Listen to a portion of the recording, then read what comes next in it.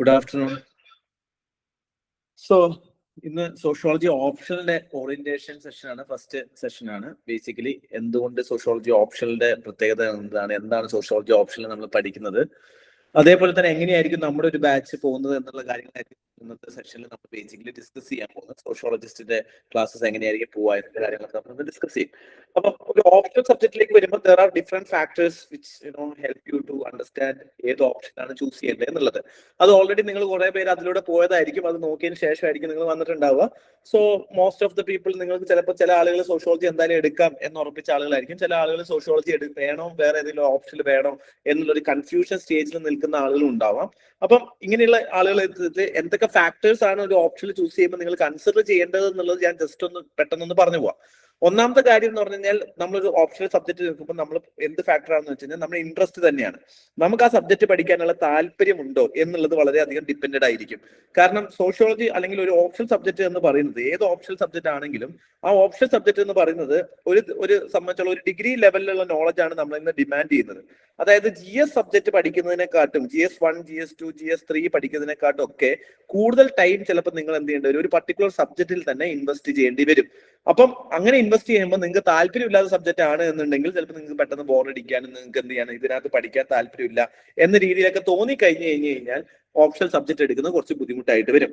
അപ്പം ഇൻട്രസ്റ്റ് വലിയൊരു ഫാക്ടറാണ്. പക്ഷെ ഇൻട്രസ്റ്റ് ഉള്ളത് കൊണ്ട് മാത്രം നമുക്കിപ്പം മാത്സ് ഭയങ്കര ഇൻട്രസ്റ്റ് ആണ് അതുകൊണ്ട് ഞാൻ മാത്സ് എടുക്കാം എന്നാണോ? അങ്ങനെയല്ല.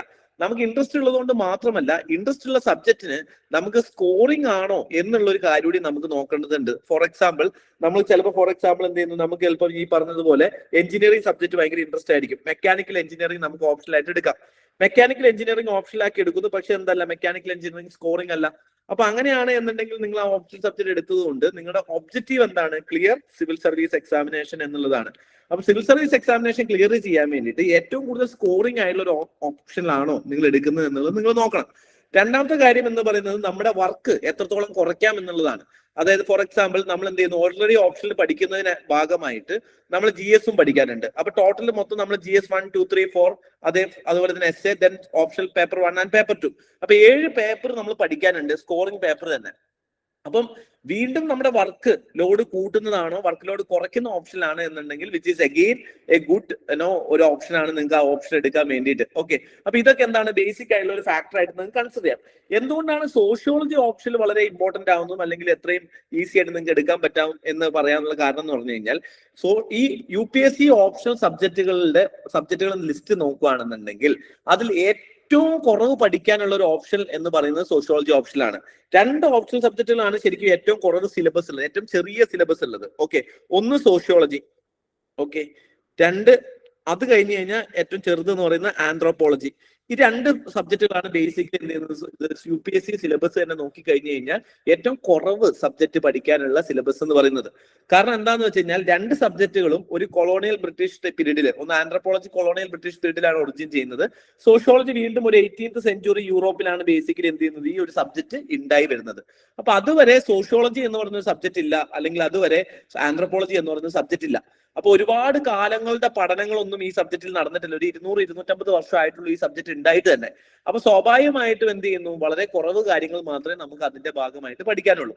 അതാണ് ഒന്നാമത്തെ ഫാക്ടർ. അതുകൊണ്ട് തന്നെ ഏറ്റവും വലിയ അഡ്വാൻറ്റേജ് എന്താന്ന് വെച്ച് കഴിഞ്ഞാൽ, നമ്മളൊരു കൃത്യമായിട്ട് ഇരിക്കുകയാണെന്നുണ്ടെങ്കിൽ, ഇപ്പം പ്രിലിംസ് കഴിഞ്ഞിരിക്കുകയാണെങ്കിൽ ഒരു 1 month സമയം ഉണ്ടെങ്കിൽ തന്നെ നിങ്ങൾക്ക് ഓപ്ഷണൽ സബ്ജക്ട് എന്ത് ചെയ്യാൻ പറ്റും, കംപ്ലീറ്റ് ആയിട്ട് നിങ്ങൾക്ക് റിവിഷൻ ചെയ്ത് എടുക്കാൻ പറ്റുന്ന ഒരു സബ്ജക്റ്റ് ആണ്. ബാക്കിയുള്ള സബ്ജക്ട് വെച്ച് നോക്കുമ്പോൾ നിങ്ങൾ കൂടുതൽ സമയം ആ സബ്ജക്റ്റിൽ ഇൻവെസ്റ്റ് ചെയ്യേണ്ടി വരും.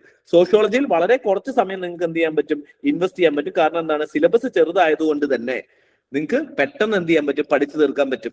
അതേപോലെ തന്നെ സിലബസിന്റെ കാര്യത്തിൽ പറയുമ്പോൾ സിലബസ് ഇറ്റ്സെൽഫ് എന്താണ്, സോഷ്യോളജിന്റെ സിലബസ് നമുക്ക് പരിചയപ്പെടുമ്പോൾ ഞാൻ കാണിച്ചു തരാം. സിലബസ് ഇറ്റ്സെൽഫ് ഓവർലാപ്പിംഗ് ആണ്.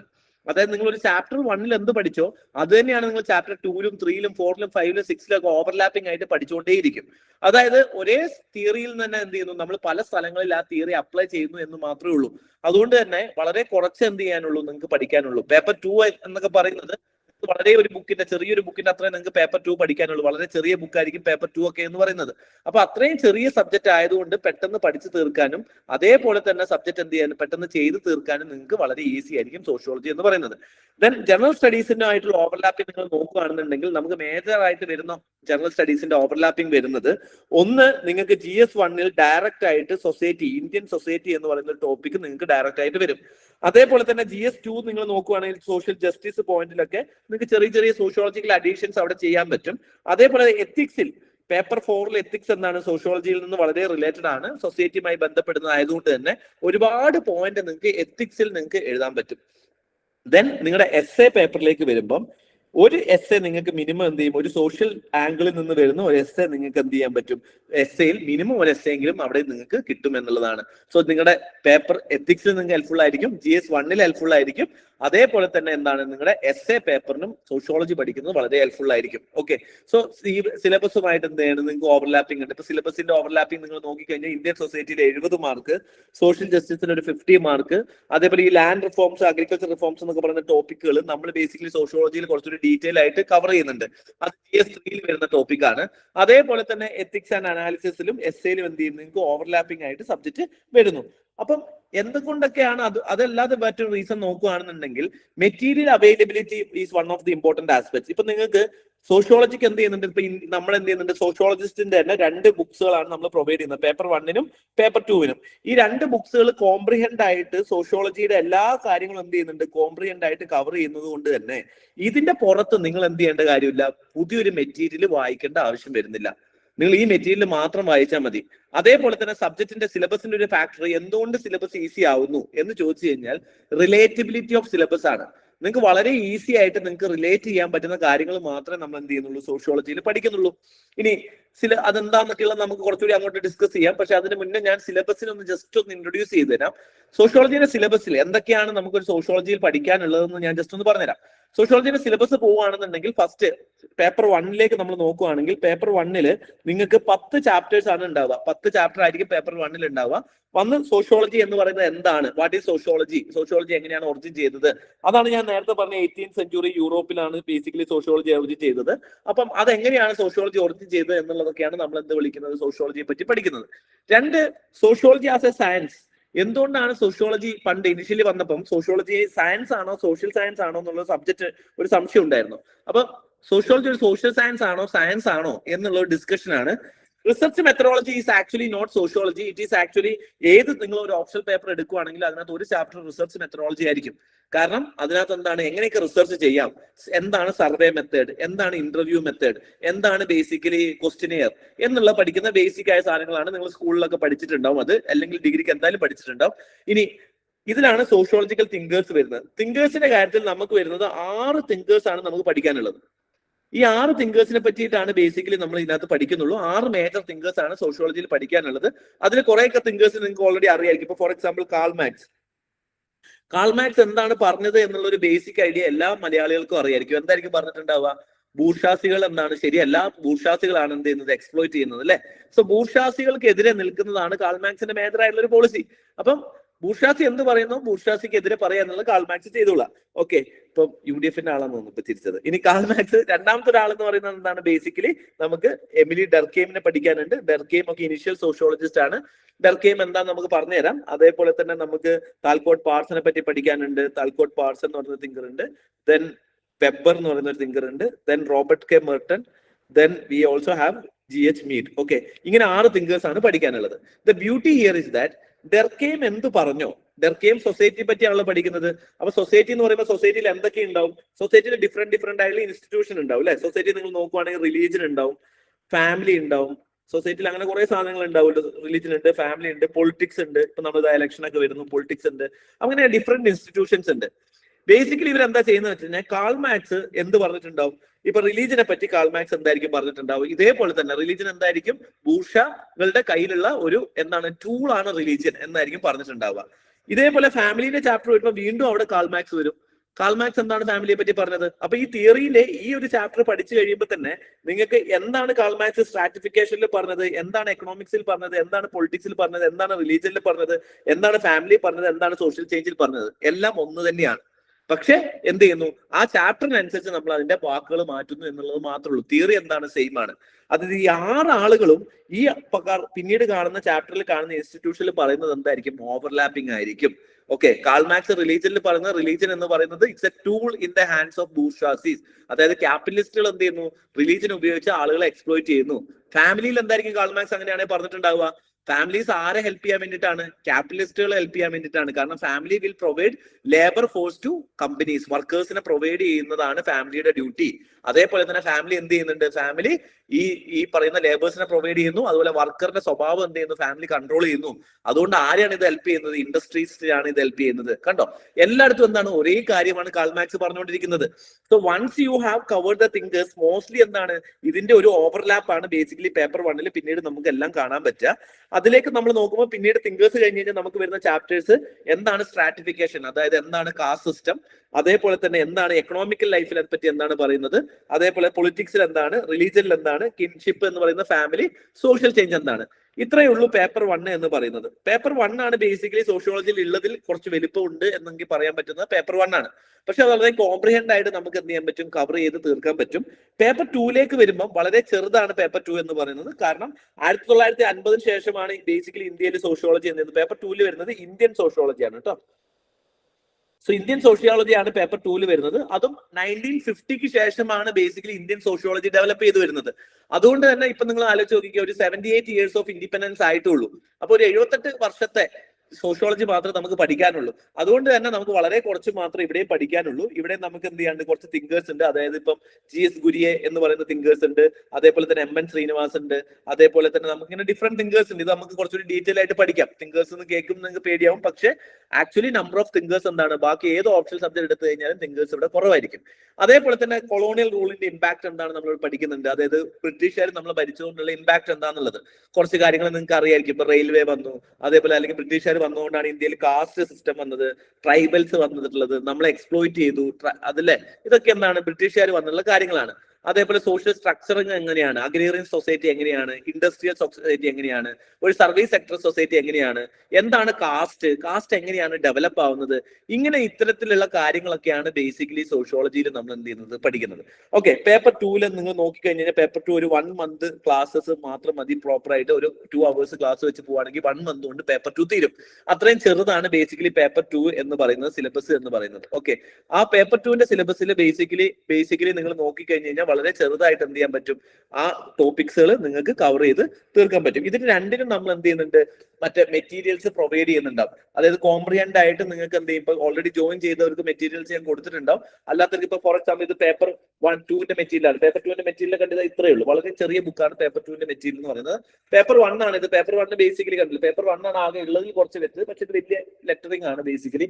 അപ്പം ഈ 2 മെറ്റീരിയൽ മാത്രം വായിച്ചു കഴിഞ്ഞാൽ നിങ്ങൾക്ക് എന്ത് ചെയ്യാൻ പറ്റും, വളരെ കോംപ്രിഹെൻഡ് ആയിട്ട് നിങ്ങൾക്ക് എന്ത് ചെയ്യാൻ പറ്റും, സബ്ജക്ട് കവർ ചെയ്ത് എടുക്കാൻ പറ്റും എന്നുള്ളതാണ് സോഷ്യോളജിന്റെ ഒരു ഗുണം. സോ ഇതാണ് സോഷ്യോളജിന്റെ ബെനിഫിറ്റ്സിലേക്ക് പറയുന്നത്. പക്ഷെ എന്ത് ചെയ്യുന്ന വെച്ച് കഴിഞ്ഞാൽ ബേസിക്കലി നമ്മൾ സോഷ്യോളജിയിലേക്ക് വരുന്നതിനെക്കാട്ടും മുന്നേ, അല്ലെങ്കിൽ എന്താണ് സൊസൈറ്റി അല്ലെങ്കിൽ സോഷ്യോളജി എന്നുള്ളതിനെ പറ്റി ജസ്റ്റ് ഒരു ഇൻട്രൊഡക്ഷൻ ഞാൻ നിങ്ങൾക്ക് തരാം.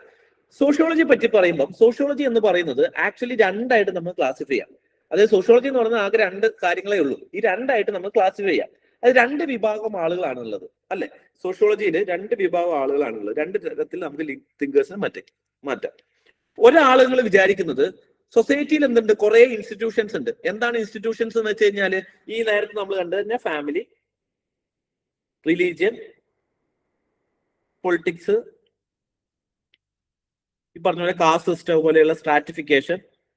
ഓക്കെ, ഇങ്ങനെ ഒരുപാട് ഇൻസ്റ്റിറ്റ്യൂഷൻ സൊസൈറ്റിയിൽ ഉണ്ട്, അല്ലെ? ഈ ഇൻസ്റ്റിറ്റ്യൂഷൻ എന്ത് ചെയ്യുന്നു, ഈ ഇൻസ്റ്റിറ്റ്യൂഷൻ അണ്ടറിലാണ് കുറെ മനുഷ്യന്മാരുണ്ട്. ഓക്കെ, സോ ഒരു വിഭാഗം സോഷ്യോളജിസ്റ്റ് വിചാരിക്കുന്നത് എന്താന്ന് വെച്ച് കഴിഞ്ഞാല് ഈ മനുഷ്യന്മാരെന്താണ്, ആക്ച്വലി പീപ്പിൾ എന്ന് പറയുന്നത് മിയർ പപ്പറ്റ്സ് ആണ്. പീപ്പിളിന് സൊസൈറ്റിയിൽ യാതൊരുവിധ റോളും ഇല്ല. എന്ത് ചെയ്യുന്നു, ഈ ഫാമിലി, റിലീജിയൻ, പൊളിറ്റിക്സ്, കാസ്റ്റ് ഇതൊക്കെ എന്താണ്, ഓൾറെഡി എക്സിസ്റ്റിംഗ് ആയിട്ടുള്ള സയൻസ് പോലെ ഒബ്ജക്റ്റീവ് ആയിട്ടുള്ള സാധനങ്ങളാണ്. ഇതെന്ത് ചെയ്യുന്നുണ്ട്, സൊസൈറ്റിയിൽ എന്നും ഉണ്ട്. മനുഷ്യന്മാരെന്ത് ചെയ്യുന്നു, ജനിക്കുന്നു, ഇതിനകത്ത് വരുന്നു, കുറച്ചു കാലം ജീവിക്കുന്നു, എന്ത് ചെയ്യുന്നു, ഇതുമായിട്ട് ഇന്ററാക്ട് ചെയ്യുന്നു, മരിക്കുന്നു. മനുഷ്യന്മാർ സ്വന്തമായിട്ട് യാതൊരുവിധ തീരുമാനങ്ങളും എടുക്കുന്നില്ല എന്നാണ് ഈ വിഭാഗം വിചാരിക്കുന്നത്. അതായത് നിങ്ങൾ ചെയ്യുന്ന എല്ലാ കാര്യങ്ങളും ആര് തീരുമാനിച്ചതാണ്, സൊസൈറ്റി തീരുമാനിച്ചതാണ്, പക്ഷെ അല്ലാതെ ആര് തീരുമാനിച്ചതല്ല, നിങ്ങൾ തീരുമാനിച്ചതല്ല. ഇതാണ് ഒരു വിഭാഗം സോഷ്യോളജിസ്റ്റുകൾ പൊതുവെ വിചാരിക്കുന്നത്. അതായത് ഫോർ എക്സാമ്പിൾ നമ്മൾ നോക്കുകയാണെങ്കിൽ ഡർക്കെയും ഓക്കെ, കാൾ മാക്സ്, ഇവരൊക്കെ എന്താണ് ഈ സിസ്റ്റത്തിനാണ് കൂടുതൽ ഇമ്പോർട്ടൻസ് കൊടുക്കുന്നത്. താൽക്കോട്ട് പാർട്സൺ, ഇവരൊക്കെ എന്താണ് സിസ്റ്റത്തിനാണ് കൂടുതൽ ഇമ്പോർട്ടൻസ് ചെയ്യുന്നത്. അതായത് പീപ്പിളിന് എന്ത് ചെയ്യില്ല, യാതൊരുവിധ റോളും ഇല്ല, പീപ്പിൾസ് ആർ പപ്പറ്റ്സ്, സിസ്റ്റം എന്ത് ചെയ്യുന്നു, ഇവരെ മെയിൻറ്റെയിൻ ചെയ്യുന്നു എന്നുള്ളതാണ് ബേസിക്കലി ഈ ഒരു പർട്ടിക്കുലർ തിങ്കേഴ്സ് ബിലീവ് ചെയ്യുന്നത്. അപ്പം നിങ്ങൾ ആലോചിച്ച് നോക്കിക്കേ, നമ്മൾ ശരിക്കും അങ്ങനെ തന്നെയാണോ ശരിക്കും ചെയ്യുന്നത്? നമ്മളെ ലൈഫിലേക്ക് എടുത്ത് നോക്കിക്കഴിഞ്ഞാൽ നമുക്ക് മനസ്സിലാക്കാലോ. ഫോർ എക്സാമ്പിൾ, നിങ്ങളുടെ ജീവിതത്തിൽ കല്യാണം കഴിക്കുക എന്നുള്ളത് ആക്ച്വലി ഇത് നിങ്ങൾ തീരുമാനിക്കുന്നതാണോ അതോ സൊസൈറ്റി തീരുമാനിക്കുന്നതാണോ? നിങ്ങളുടെ അഭിപ്രായം എന്താ? നിങ്ങളുടെ കല്യാണം എന്ന് പറയുന്നത് നിങ്ങളുടെ തീരുമാനത്തിൽ നടക്കുന്നതാണോ അതോ ഒരു സൊസൈറ്റിയുടെ തീരുമാനത്തിൽ നടക്കുന്നതാണോ?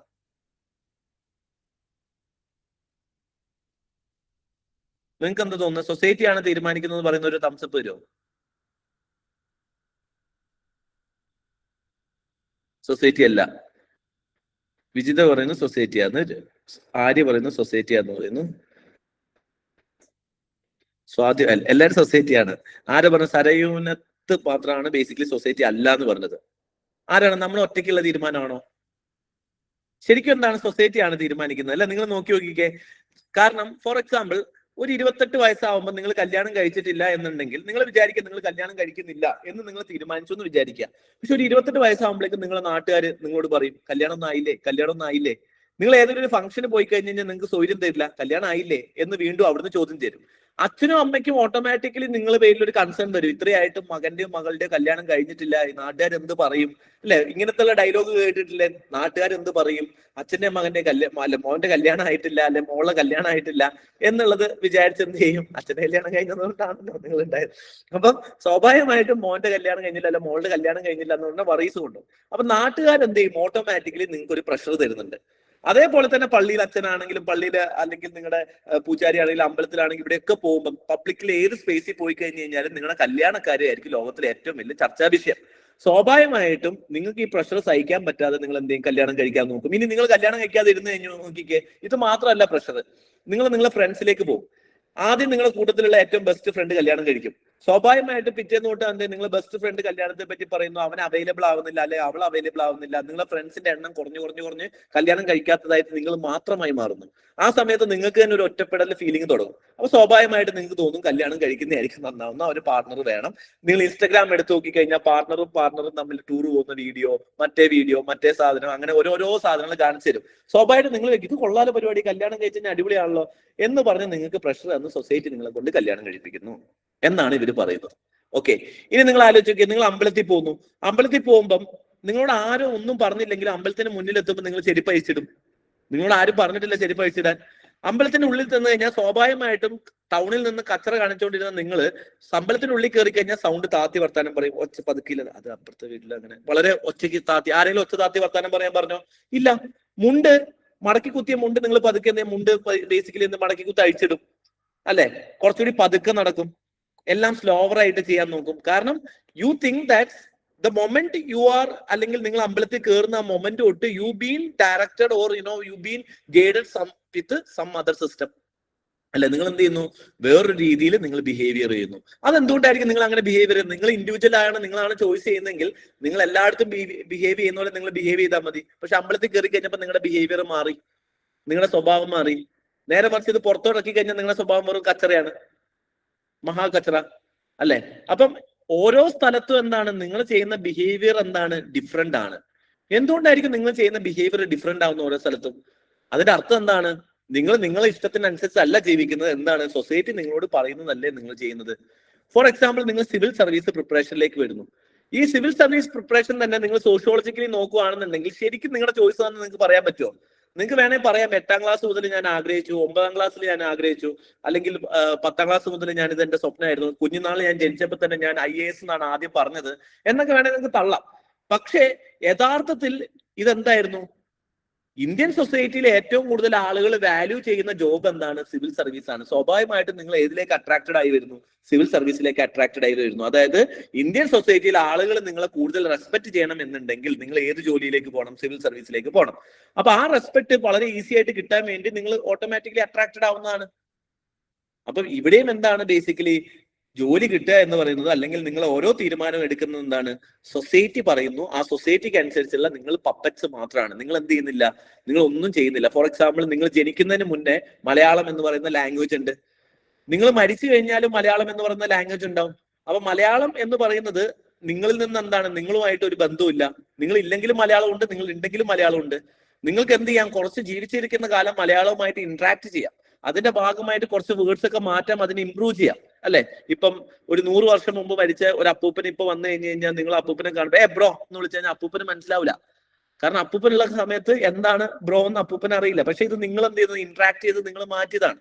അപ്പം ലാംഗ്വേജിലേക്ക് നമ്മൾ ഇന്ററാക്ട് ചെയ്ത് ലാംഗ്വേജ് നമ്മൾ എന്ത് ചെയ്യുന്നത്, ഇമ്പ്രൂവ് ചെയ്യുന്നുണ്ട്. പക്ഷെ ലാംഗ്വേജ് ഇൻഡിപെൻഡന്റ് ആണ്, പീപ്പിളുമായിട്ട് ഡിപെൻഡന്റ് അല്ല. അപ്പം ഇതാണ് ഈ വിഭാഗം പറയുന്നത്. സൊസൈറ്റി ഇവരെല്ലാം എന്തായിരിക്കും പറയുന്നത്, ഇമ്പോർട്ടൻസ് ആർക്കാണ്, റിലീജിയൻ, പൊളിറ്റിക്സ്, കാസ്റ്റ്, ഇതിനൊക്കെയാണ് importance. People are just puppets. People എന്ത് ചെയ്യുന്നു, ഇതിനനുസരിച്ച് താളം തുള്ളുന്ന ആളുകളാണ് പീപ്പിൾ എന്നാണ് ഇവർ പറയുന്നത്. This is what one set of theory. ഈ 3 തിങ്കേഴ്സും അതായിരിക്കും പറയുന്നത്. ഓക്കെ, പിന്നീട് വേറൊരു വ്യൂ പോയിന്റ് എന്ന് പറയുന്നത് ബേസിക്കലി ഇവർ ഈ ഇൻഡിവിജ്വൽസ് പപ്പറ്റ്സ് എന്ന് പറയുന്നത് ശരിയല്ല. ഇൻഡിവിജ്വൽസ് എന്താണ്, പപ്പറ്റ്സ് അല്ല.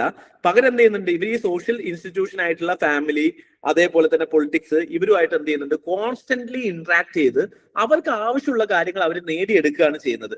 അപ്പൊ പപ്പറ്റ്സ് ആണെന്ന് വിളിക്കാൻ പറ്റില്ല. റാദർ എന്താണ്, ഇൻഡിവിജ്വൽസ് എന്ത് ചെയ്യുന്നുണ്ട്, ആക്റ്റീവ്ലി ഈ ഇൻസ്റ്റിറ്റ്യൂഷൻസുമായിട്ട് എൻഗേജ് ചെയ്യുന്നുണ്ട് എന്നുള്ളതാണ് അടുത്ത വ്യൂ പോയിന്റ്. അങ്ങനെയാണെന്നുണ്ടെങ്കിൽ അവരെ വ്യൂ പോയിന്റ് വെച്ച് നമുക്ക് നോക്കി നോക്കിയാലോ. ഫോർ എക്സാമ്പിൾ, നിങ്ങൾ കല്യാണത്തിന്റെ കാര്യം നമ്മൾ പറഞ്ഞു. കല്യാണം എന്ന് പറയുന്നത് സൊസൈറ്റിയിൽ എന്ത് ചെയ്യുന്നു, സൊസൈറ്റിന്റെ ഒരു പ്രഷറിന് വേണ്ടിയിട്ടാണ് നമ്മൾ കല്യാണം കഴിക്കുന്നത് എന്ന് പറഞ്ഞു. അപ്പം ഫോർ എക്സാമ്പിൾ കല്യാണം, ഈ പറഞ്ഞ പോലെ കല്യാണത്തിന്റെ കാര്യത്തിൽ എല്ലാവരും എന്ത് ചെയ്യുന്നു, എല്ലാവരും പറഞ്ഞു കൊടുത്തിനടുത്ത് ഇപ്പൊ ഫോർ എക്സാമ്പിൾ എന്റെ കാര്യം എടുക്കുക. അപ്പൊ ഞാൻ എന്ത് ചെയ്തു, എല്ലാ സൊസൈറ്റിയിൽ എല്ലാവരും പ്രഷർ കാരണം ഞാൻ കല്യാണം കഴിക്കാൻ തീരുമാനിച്ചു. അപ്പൊ സൊസൈറ്റി നോക്കുമ്പോൾ ശരിയാണ്, സൊസൈറ്റി പ്രഷർ കൊടുക്കുന്നു, കൂട്ടുകാരൊക്കെ കല്യാണം കഴിച്ചു, ഞാൻ മാത്രം കല്യാണം കഴിച്ചില്ല, ഭയങ്കര പ്രഷർ, അപ്പൊ ഞാൻ കല്യാണം കഴിക്കുന്നു. ഓക്കെ, സൊസൈറ്റി നോക്കുമ്പോൾ ഇതെന്താണ്, ഇൻഡിവിജ്വൽ പപ്പറ്റാണ്. കാരണം ഞാൻ എന്തേ ചെയ്തിട്ടുള്ളൂ, സൊസൈറ്റി പറയുന്നു എല്ലാവരും കല്യാണം കഴിക്കുന്നു, ഞാനും കല്യാണം കഴിക്കുന്നു, എല്ലാവർക്കും ഒരു പ്രായമാകുമ്പോൾ കുട്ടികളാവുന്നു, എനിക്കും കുട്ടികളാവുന്നു, ഇതാണ് ഞാൻ ചെയ്ത ഉദ്ദേശിച്ചതെന്ന് സൊസൈറ്റിക്ക് തോന്നുന്നു. പക്ഷെ ഞാൻ കല്യാണം കഴിക്കുമ്പം ഞാൻ ബുദ്ധിപൂർവ്വം ഒരു ചോയ്സ് എടുത്തു.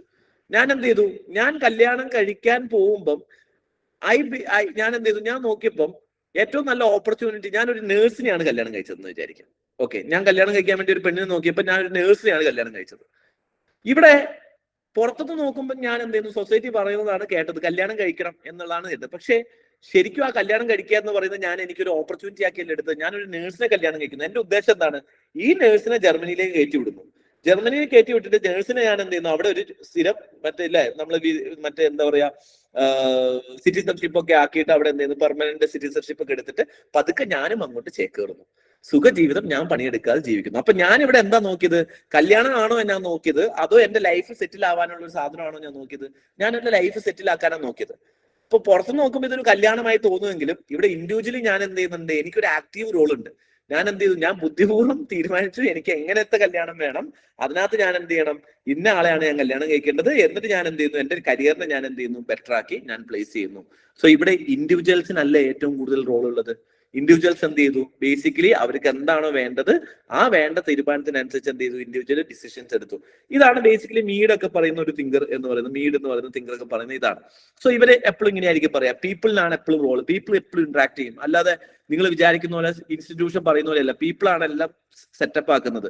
പീപ്പിൾ എന്ത് പറയുന്നു അതനുസരിച്ചാണ് ആളുകൾ എന്ത് ചെയ്യുന്നത്, ജീവിക്കുന്നത്. ഇത് രണ്ടും ഇന്ററാക്ട് ചെയ്യുന്നതാണ്. ഇത് രണ്ടിന്റെ ഒരു മിക്സ് ആണ് ബേസിക്കലി വെബർ പറയുന്നത്. ഓക്കെ, ഇതൊക്കെ എന്താ നമുക്ക് പിന്നീട് പഠിക്കാം, ഞാനൊരു ഇൻട്രൊഡക്ഷൻ തരുന്നതാണ്. So this is what entire sociology is. നമ്മൾ സോഷ്യോളജിയിൽ മൊത്തം പഠിക്കാൻ പോകുന്ന ഇത് മാത്രമേ ഉള്ളൂ. ഇതിനപ്പുറം സോഷ്യോളജി ഒന്നുമില്ല. Sociology can be summarized to thing. One section of people says that institution ആണ് പീപ്പിളിനെ കൺട്രോൾ ചെയ്യുന്നത്. Other section says that people ആണ് ഇൻസ്റ്റിറ്റ്യൂഷനെ കൺട്രോൾ ചെയ്യുന്നത്. ഓക്കെ, ഒന്ന് ഇവരാണ് പീപ്പിളിനെ കൺട്രോൾ ചെയ്യുന്നത്, ഇവർ പറയും അല്ല, പീപ്പിൾ ആണ് എന്ത് ചെയ്യുന്നത്, ഇൻസ്റ്റിറ്റ്യൂഷൻസ് ഉണ്ടാക്കുന്നത്, പീപ്പിൾ ആണ് ഇൻസ്റ്റിറ്റ്യൂഷൻസിനെ എന്ത് ചെയ്യുന്നത്, കൺട്രോൾ ചെയ്യുന്നത്. ഒരു വിഭാഗം പറയും അല്ല, ഇതിന് രണ്ടിനും ഒരു തരം മിക്സ് ആണ് ബേസിക്കലി വരുന്നത്. അങ്ങനെ കംപ്ലീറ്റ്ലി എന്തല്ല, ഇതുമല്ല, കംപ്ലീറ്റ്ലി ഇതുമല്ല, ഇവിടെയാണ് ബേസിക്കലി ഒരു മിക്സിലാണ് സാധനം സോഷ്യോളജി വർക്ക് ചെയ്യുന്നത്. This is what sociology is. അപ്പൊ സോഷ്യോളജി എന്ന് പറയുന്നത് എന്താണ്, ബേസിക്കലി എന്താണ് സോഷ്യോളജി എന്ന് പറയുന്നത്, ഇത്രയേ ഉള്ളൂ. പീപ്പിളിനെ കൺട്രോൾ ചെയ്യുന്നതാണ് സോഷ്യോളജി, അല്ലെങ്കിൽ പീപ്പിൾ കൺട്രോൾ ചെയ്യുന്നതാണ് സൊസൈറ്റി എന്നാണ് ഇതിന്റെ തിങ്കേഴ്സ് തമ്മിൽ ഡിവൈഡ് ആയിരിക്കുന്നത്. അപ്പം ഇതാണ് ബേസിക് ആയിട്ട് സോഷ്യോളജി. നമ്മൾ ഇനി പഠിക്കാൻ പോകുമ്പോൾ നമ്മൾ ഇനി അങ്ങോട്ട് മൊത്തം പഠിക്കാൻ പോകുന്നത് എന്താണ് സോഷ്യോളജി എന്ന് പഠിക്കുമ്പോൾ ഇതാണ് സോഷ്യോളജി പഠിക്കുക. ഇനി ഒരു സോഷ്യോളജിസ്റ്റ് എന്ന് പറഞ്ഞു കഴിഞ്ഞാൽ ആരായിരിക്കണം ഒരു സോഷ്യോളജി? ഒരു സോഷ്യോളജി എന്ന് പറയുന്നത് തിങ്ക് ചെയ്യുന്ന ആൾ, അല്ലെങ്കിൽ ഒരു സോഷ്യോളജി പഠിക്കുന്ന ഒരു കുട്ടി എങ്ങനെയായിരിക്കണം സൊസൈറ്റിയെ നോക്കി കാണേണ്ടത്, അല്ലെങ്കിൽ അയാൾ എങ്ങനെയായിരിക്കും ആ സൊസൈറ്റിയെ നോക്കി കാണുക എന്ന് പറഞ്ഞു കഴിഞ്ഞാൽ, ഫോർ എക്സാമ്പിൾ നോക്കിക്കേ, ഇപ്പം നിങ്ങൾ നോക്കുകയാണെന്നുണ്ടെങ്കിൽ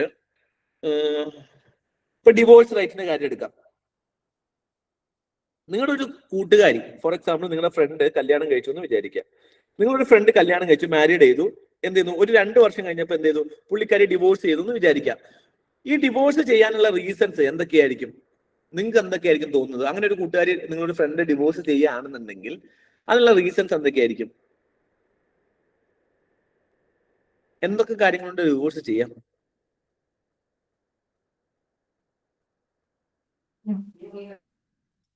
ഒരു മിനിറ്റ്, പറയുന്നതിന് മുമ്പ് കേട്ടില്ല, ഞാൻ കേട്ടില്ല.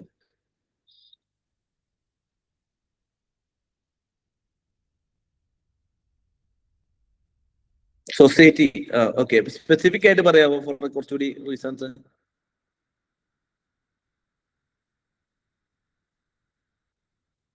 എന്തുകൊണ്ടായിരിക്കും നിങ്ങളൊരു കൂട്ടുകാരി ഡിവോഴ്സ് ചെയ്യുന്നത്? ഒന്നെങ്കിൽ നിങ്ങൾക്ക് തോന്നും, നിങ്ങൾ എന്താ പറയാ, ബേസിക്കലി അവർ തമ്മിൽ ആ ചെക്കൻ എന്തായിരുന്നു, ഭയങ്കര ടോക്സിക് ആണ്, ടോക്സിക് ചെക്കൻ, ഒരു ബെടക്ക് ചെക്കൻ അല്ലെ, ടോക്സിക്. പിന്നെയോ ചിലപ്പോൾ നിങ്ങൾക്ക് എന്ത്, നിങ്ങൾ ആ ഫ്രണ്ടിന്, നിങ്ങളെ ഫ്രണ്ട് ഒരു ഗേൾ ആണെന്ന് വിചാരിക്കുക. ഓക്കെ, ഗേളിന് ബേസിക്കലി എന്ത് ചെയ്യുന്നു? ഫ്രീഡം കൊടുക്കുന്നുണ്ടാവില്ല, മോശം. അല്ലെങ്കിൽ എന്ത് ചെയ്യുന്നു? ജോലിക്ക് വിടുന്നില്ല. അല്ലെങ്കിൽ എന്ത് ചെയ്യുന്നു? അബ്യൂസ് ചെയ്യുന്നുണ്ടാവാം. ഓക്കെ, അബ്യൂസീവ് ആയിരിക്കാം റിലേഷൻഷിപ്പ്. സോ ഇവിടെ ഈ ആള് എ എന്ന് പറയുന്ന ആള് ബി എ കല്യാണം കഴിക്കുന്നു. എ എന്ന് പറയുന്ന ആള് ഡിവോഴ്സ് എടുക്കുമ്പം ഈ ഡിവോഴ്സിന് വരുന്ന റീസൺസ് എന്ന് പറയുന്നത് അയാളുമായിട്ട് വളരെ പേഴ്സണൽ ആയിട്ട് വരുന്ന റീസൺസ് അല്ലേ? ഫോർ എക്സാമ്പിൾ നിങ്ങൾ നോക്കുവാണെന്നെങ്കിൽ റീസൺസ് എങ്ങനെയായിരിക്കും വരുന്നത്? റീസൺസ് എല്ലാം എന്താണ്? ബേസിക്കലി നമുക്ക് തോന്നും, ഓക്കെ, ആ ഒരു ഇൻഡിവിജ്വൽസിന് സംഭവിക്കുന്ന കാര്യങ്ങളാണ് എന്നുള്ളത് നമുക്ക് മനസ്സിലാക്കാം അല്ലെ. ഇനി നിങ്ങളൊരു ഫ്രണ്ട് സൂയിസൈഡ് ചെയ്തു എന്ന് വിചാരിക്കാം. എന്തുകൊണ്ടായിരിക്കും ഒരാൾ സൂയിസൈഡ് ചെയ്യുന്നത്? എന്തൊക്കെ റീസൺ കൊണ്ട് ഒരാൾ സൂയിസൈഡ് ചെയ്യാം? ഒന്ന്, ഫിനാൻഷ്യലി ബേർഡൻ കാരണം സൂയിസൈഡ് ഇല്ല, അയാൾക്ക് എന്ത് ചെയ്യാൻ പറ്റില്ല, ഫിനാൻഷ്യലി മാനേജ് ചെയ്യാൻ പറ്റില്ല. പിന്നെയോ അയാൾക്ക് ഫെയിലിയർ സംഭവിക്കുന്നതുകൊണ്ട് എന്ത് ചെയ്യാം? സൂയിസൈഡ് ചെയ്യാം. പിന്നെ എന്തുകൊണ്ട് സൂയിസൈഡ് ചെയ്യാം? Love failure, very important. Love failure കൊണ്ട് സൂയിസൈഡ് ചെയ്യാം. പിന്നെയോ വീട്ടിലെ ആളുകൾ എന്ത് ചെയ്യുന്നു? ബേസിക്കലി അബ്യൂസ് ചെയ്യുന്നതുകൊണ്ട് അങ്ങനെ വിമണൊക്കെ ചെയ്യാറുണ്ട് സൂയിസൈഡിൽ. അബ്യൂസീവ് റിലേഷൻഷിപ്പ് ആണെങ്കിൽ സൂയിസൈഡ് ചെയ്യാം. സോ ഇവിടെയും നിങ്ങളൊരു ഫ്രണ്ട് സൂയിസൈഡ് ചെയ്യുന്നു, അല്ലെങ്കിൽ ഇവിടെ ഒരു ഫ്രണ്ട് എന്ത് ചെയ്യുന്നു? ഡിവോഴ്സ് ചെയ്യുന്നു. ഇതിലെല്ലാം നിങ്ങൾ കണ്ട റീസൺസ് അവരുമായിട്ട് ഇൻഡിവിജ്വലി ഉള്ള റീസൺസ് അല്ലേ? അതായത് ഫോർ എക്സാമ്പിൾ ആ ഒരു ഫ്രണ്ട് ഡിവോഴ്സ് ചെയ്യുന്നു, അല്ലെങ്കിൽ ഫ്രണ്ട് എന്ത് ചെയ്യുന്നു? ബേസിക്കലി സൂയിസൈഡ് ചെയ്യാനുള്ള റീസൺ എന്താണ്? ഫ്രണ്ടിന്റെ എന്തെങ്കിലും പ്രോബ്ലം ആയിരിക്കും അല്ലെ? അവൻ അങ്ങനെ ഒരു പ്രോബ്ലം ഉണ്ട്, അവനോട് സംസാരിക്കാൻ പറ്റിയില്ല, അല്ലെങ്കിൽ അവനോടൊന്നും കുറച്ചുകൂടി ഒന്ന് സംസാരിച്ചു കഴിഞ്ഞാൽ ശരിയായനെ, അവൻ ഇൻഡിവിജ്വലി അവൻ ആ ലൈഫ് ഒന്നും മാനേജ് ചെയ്യാൻ പറ്റിയില്ല, അല്ലെങ്കിൽ അവൻ എന്ത് ചെയ്തു? ലവ് ഫെയിലിയർ ആയിപ്പോയി. So these are individual problems. So ഒരാൾ സൂയിസൈഡ് ചെയ്യുന്നത് നമ്മൾ എപ്പോഴും കാണുന്നത് എന്താണ്? ഇൻഡിവിജ്വൽസിന്റെ ഒരു പ്രോബ്ലം ആയിട്ടാണ് നമ്മൾ സൂയിസൈഡ് ചെയ്യുന്നത് കാണുന്നത്. ഓക്കെ, ഇതാണ് ഒരു കോമൺ സെൻസ് നോളജ് എന്ന് പറയുന്നത്. നമ്മൾ കോമൺ സെൻസ് എന്ന് പറയുന്നത് എന്താണ്? ഒരാൾ സൂയിസൈഡ് ചെയ്യുമ്പോൾ നമ്മൾ എപ്പോഴും എന്താ പറയാ? അത് ബേസിക്കലി ആ ഇൻഡിവിജ്വൽസിന്റെ പ്രോബ്ലം ആണ് എന്ന് പറയുന്നതാണ് കോമൺ സെൻസ് നോളജ് എന്ന് പറയുന്നത്. പക്ഷെ ഒരു സോഷ്യോളജിക് നോളജ് നോക്കിക്കഴിഞ്ഞു കഴിഞ്ഞാൽ, ഫോർ എക്സാമ്പിൾ നിങ്ങൾ ഒരാൾ സൂയിസൈഡ് ചെയ്യുന്നതിന്റെ കാര്യം നോക്കിക്കഴിഞ്ഞപ്പോൾ ഓക്കെ, പക്ഷേ when you take up suicide right in India, ഇന്ത്യയിലെ ആളുകൾ സൂയിസൈഡ് റൈറ്റ് ചെയ്യുന്ന, അല്ലെങ്കിൽ ഇന്ത്യയിലെ ആളുകൾ സൂയിസൈഡ് ചെയ്യുന്നവരുടെ എണ്ണം നിങ്ങൾ നോക്കിക്കഴിഞ്ഞപ്പോൾ നിങ്ങൾക്ക് ഒരു കാര്യം മനസ്സിലായി, ഇന്ത്യയിൽ എന്താണ്? മജോറിറ്റി, ഇന്ത്യയിൽ സൂയിസൈഡ് റേറ്റ് വളരെ കൂടിക്കൊണ്ടിരിക്കുന്നു. അതിനർത്ഥം എന്താണ്? ഇന്ത്യയിൽ ഒരുപാട് പേര് സൂയിസൈഡ് ചെയ്യുന്നുണ്ട്. അങ്ങനെ ഒരുപാട് പേര് സൂയിസൈഡ് ചെയ്യണം എന്നുണ്ടെങ്കിൽ ഓട്ടോമാറ്റിക്കലി അതൊരു ഇൻഡിവിജ്വലിന്റെ പ്രോബ്ലം ആയിരിക്കും? അല്ല, അവിടെ എന്തായിരിക്കും? ഒരു സൊസൈറ്റിക്കൽ പ്രോബ്ലം ഉണ്ടാവും, ഒരു സോഷ്യൽ പ്രോബ്ലം ഉണ്ടാവും അല്ലെ? അപ്പം ഒരാളാണോ സൂയിസൈഡ് ചെയ്യുന്നത്? ഒരാളാണ് സൂയിസൈഡ് ചെയ്യുന്ന ഇൻഡിവിജ്വൽ പ്രോബ്ലം ആയിരിക്കാം. പക്ഷേ സൊസൈറ്റിയിൽ ഒരുപാട് പേര് ഡെയിലി സൂയിസൈഡ് ചെയ്യുന്നു എന്നുണ്ടെങ്കിൽ അവിടെ പ്രോബ്ലം ഇൻഡിവിജ്വലിന്റെ ആണോ സൊസൈറ്റിന്റെ ആണോ? അവിടുത്തെ പ്രോബ്ലം ആയിരുന്നായിരിക്കും? ഇൻഡിവിജ്വലിന്റെ ആയിരിക്കില്ല, സൊസൈറ്റിയുടെ പ്രോബ്ലം ആയിരിക്കും. അതേപോലെ തന്നെ ഒരു പെൺകുട്ടി ഡിവോഴ്സ് ചെയ്യുകയാണെന്നുണ്ടെങ്കിൽ അതൊരു ഇൻഡിവിജ്വൽ പ്രോബ്ലം ആയിരിക്കാം. പക്ഷെ ഇന്ന് നിങ്ങൾ കേരളത്തിൽ നോക്കിക്കഴിഞ്ഞു കഴിഞ്ഞാൽ ഡിവോഴ്സ് റേറ്റ് ആർ ഇൻക്രീസിങ്.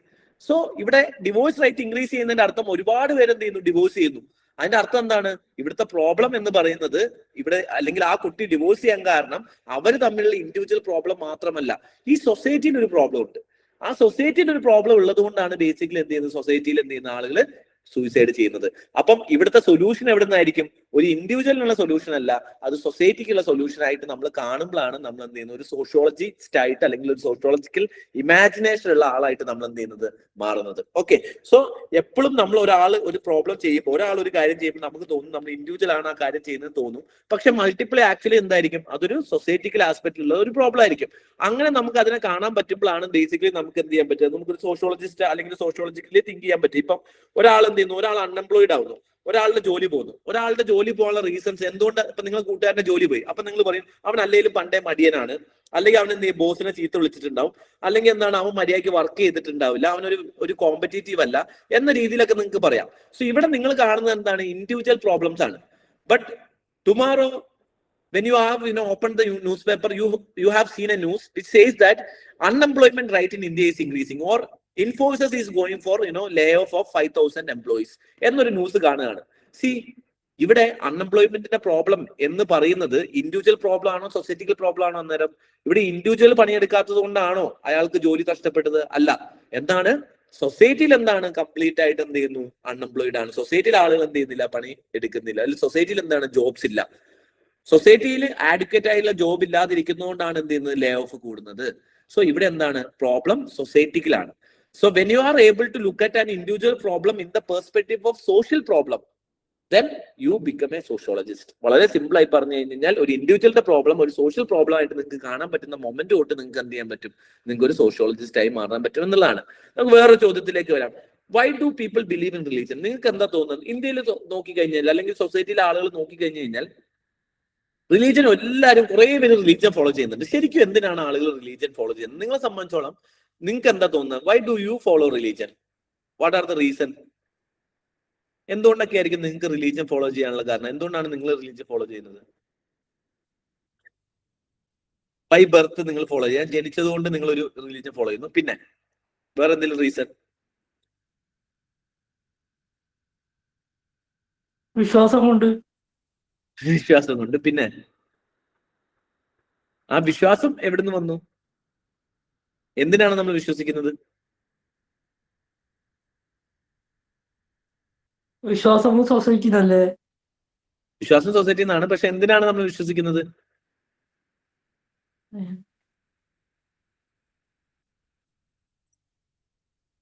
വേറെ എന്തെങ്കിലും റീസൺ ഉണ്ടോ? കോൺഫിഡൻസ് കിട്ടാൻ, അൺസർട്ടനിറ്റീസ്. Very good. ബേസിക്കലി നമ്മൾ നോക്കിക്കഴിഞ്ഞു കഴിഞ്ഞാൽ നമ്മൾ റിലീജിയൻ വിശ്വസിക്കുന്നു. നമ്മളിപ്പോ റിലീജിയൻ എപ്പോഴൊക്കെ ആയിരിക്കും നമ്മൾ റിലീജിയൻ സ്ട്രോങ് ആയിട്ട് വരിക? എപ്പോഴൊക്കെ നമുക്ക് അൺസർട്ടനിറ്റി ഉണ്ടാവോ അവിടെയൊക്കെ നമുക്ക് റിലീജിയൻ സ്ട്രോങ് ആയിട്ട് വരും.